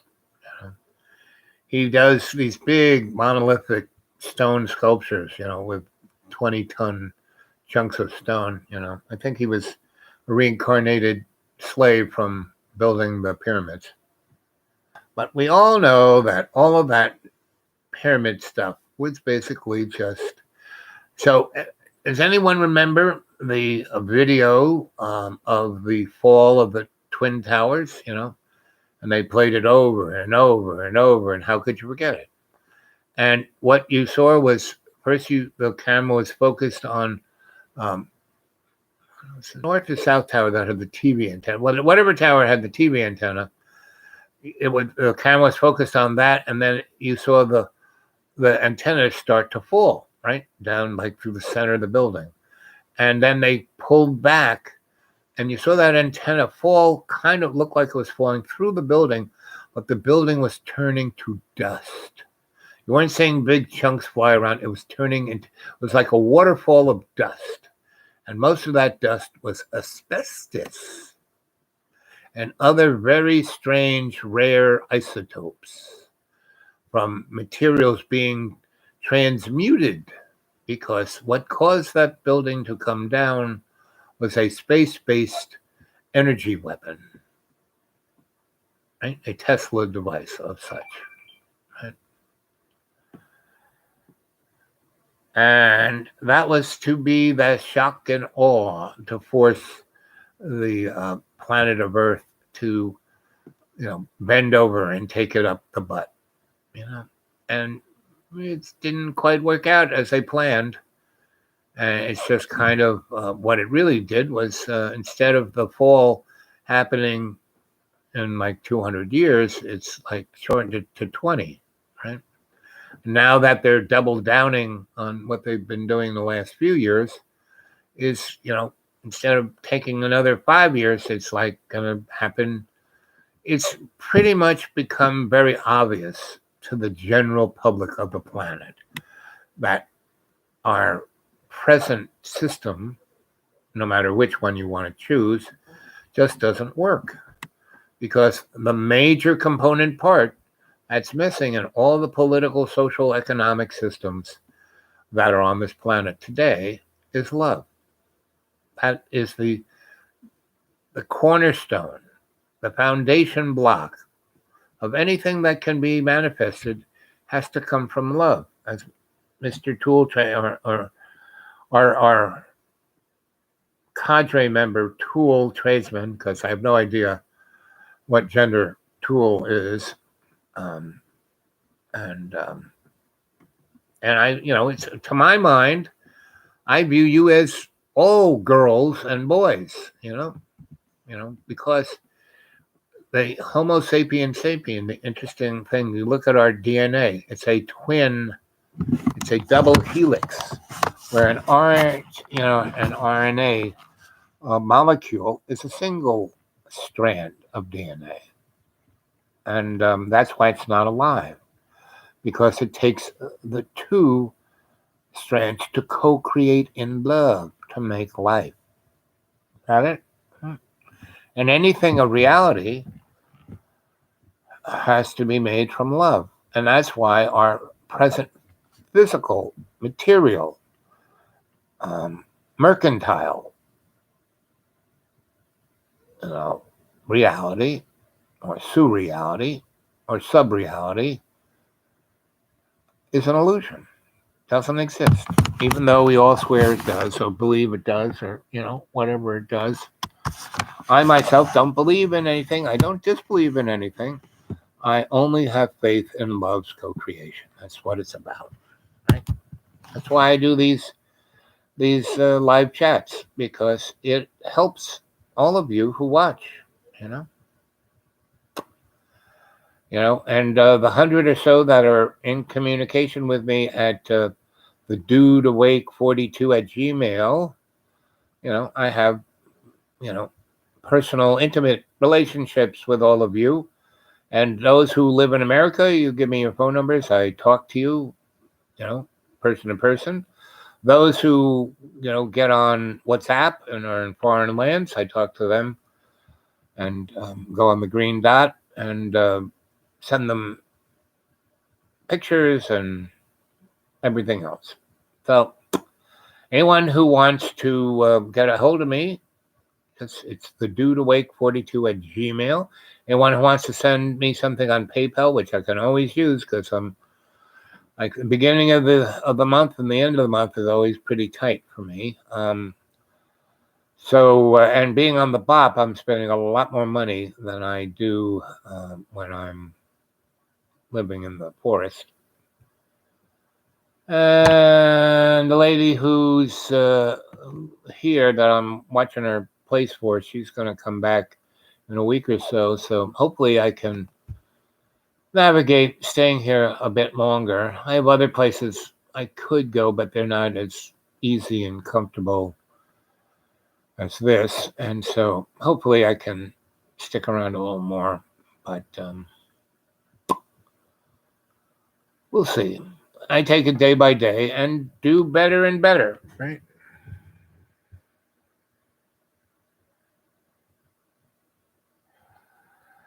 Love just for them. But see, when you just have love for yourself, that ain't love. That's ego. Love comes only with co-creation. It's the we and me that manifests love on an individual scale. So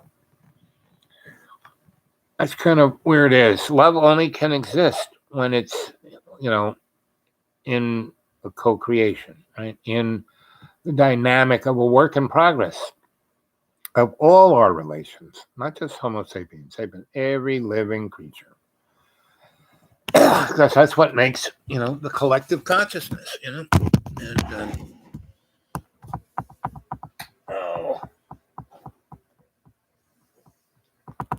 who was the guy who coined the collective unconscious? Not right. Who wasn't and it was a French Freud who I liked his thing because his whole attitude was, when people point out, what your problem is, the person who's saying that, they're actually pointing at themselves. They're talking about themselves. Come on. You can get up. Yep. I get up and have to walk around a little bit. I've been sitting for 2 hours. Can't do that. I start to rust.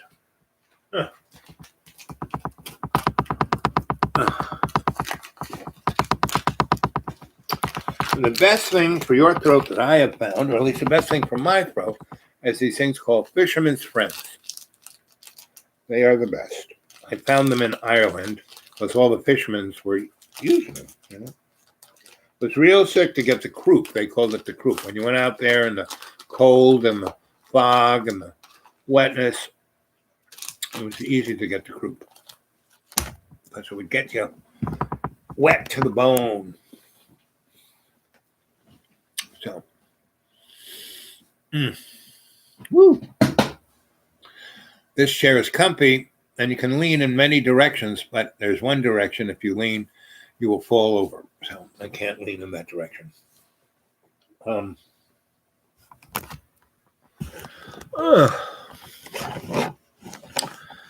So what else can we talk about? Moving on to 4 hours. Come on, guys. So glad you survived that beating. Yeah, I've been physically beat 3 times in my life. One by that nun. One by a Jesuit priest. And one by a make-believe priest, a guy who was in a mental institution and thought he was God and the Pope and all the cardinals put together. And I didn't think he was nuts, right? I didn't think he was violent. I didn't think he was any of those things. And I was, when I worked in this hospital, I worked for a consortium of shrinks that had their main office, and they were like high price shrinks. They got $200 an hour, right? And so that's a lot of taxes. So they also had a lot of pro bono work that they did, which they then didn't have to pay any taxes. And I did virtually, I was in charge of their pro bono department. And we had a number of graduate students that, were studying under a number of these guys who owned this practice. So they taught, they had their practice, they had this big consortium of shrinky guys.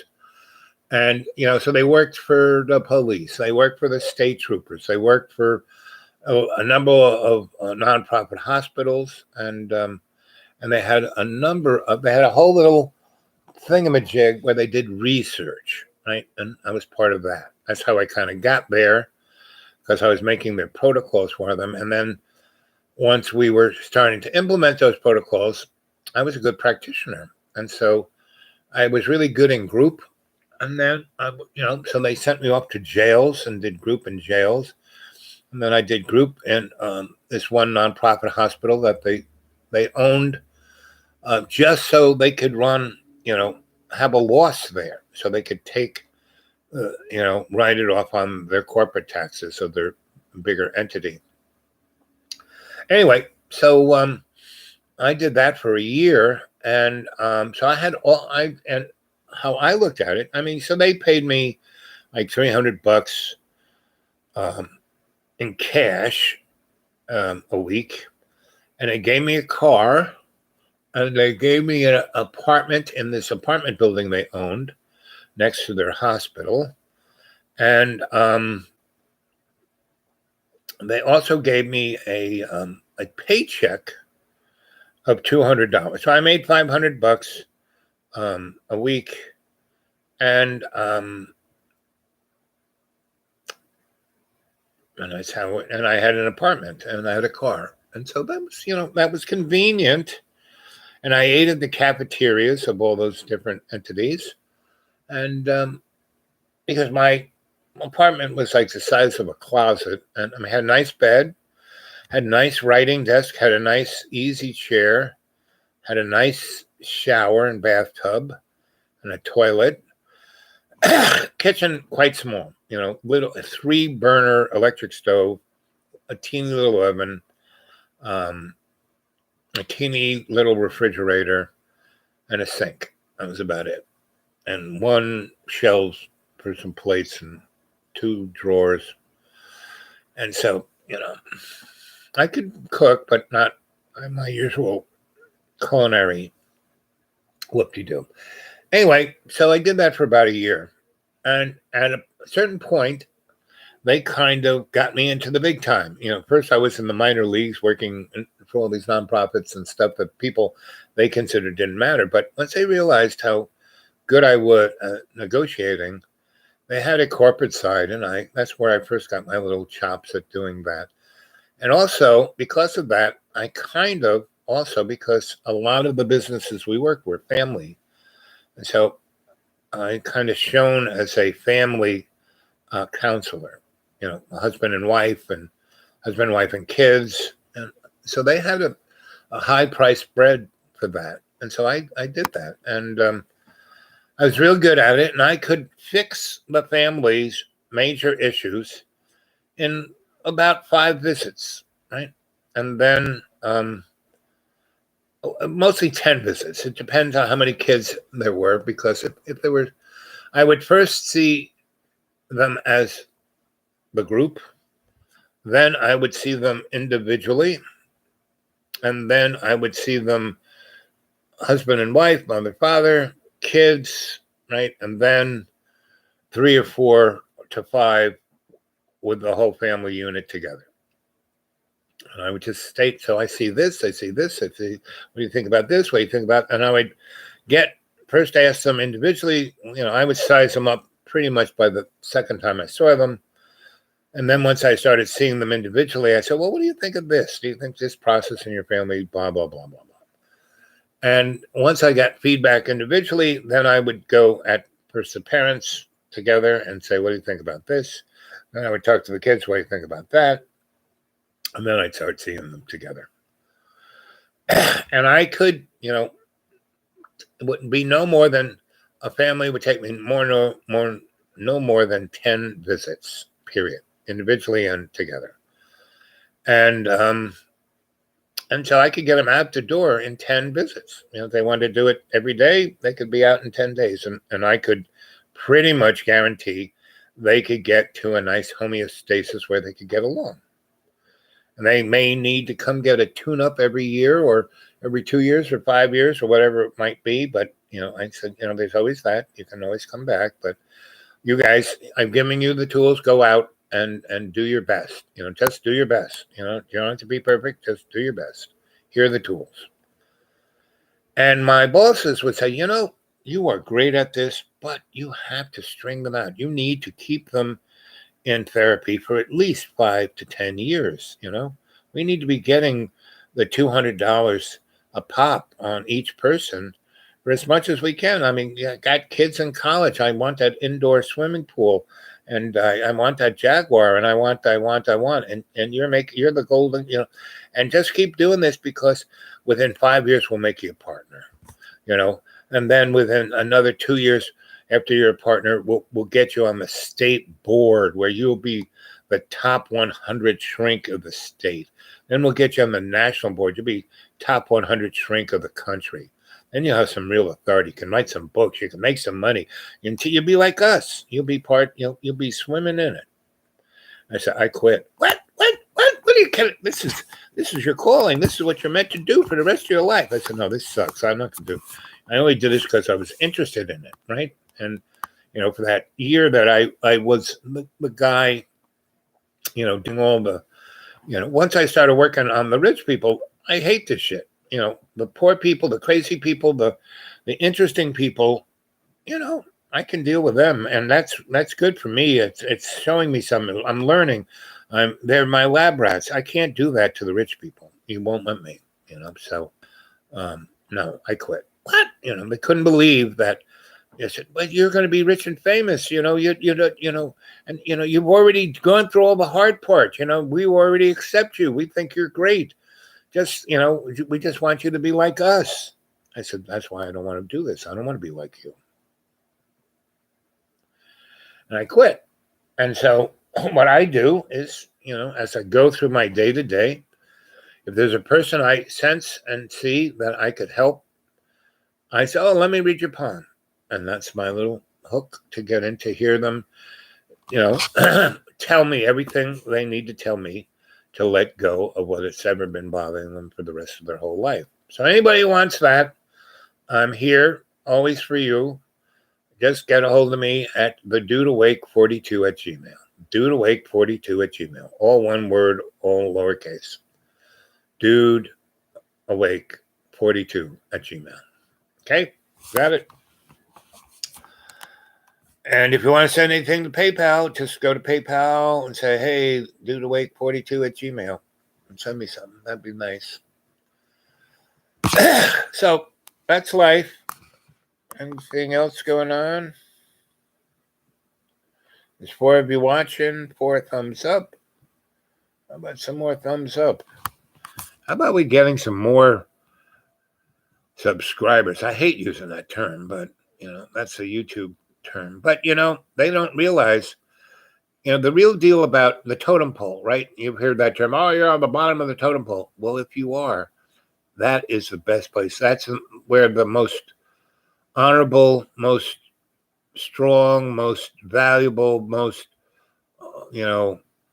best working for love's co-creation individual totems are on the bottom.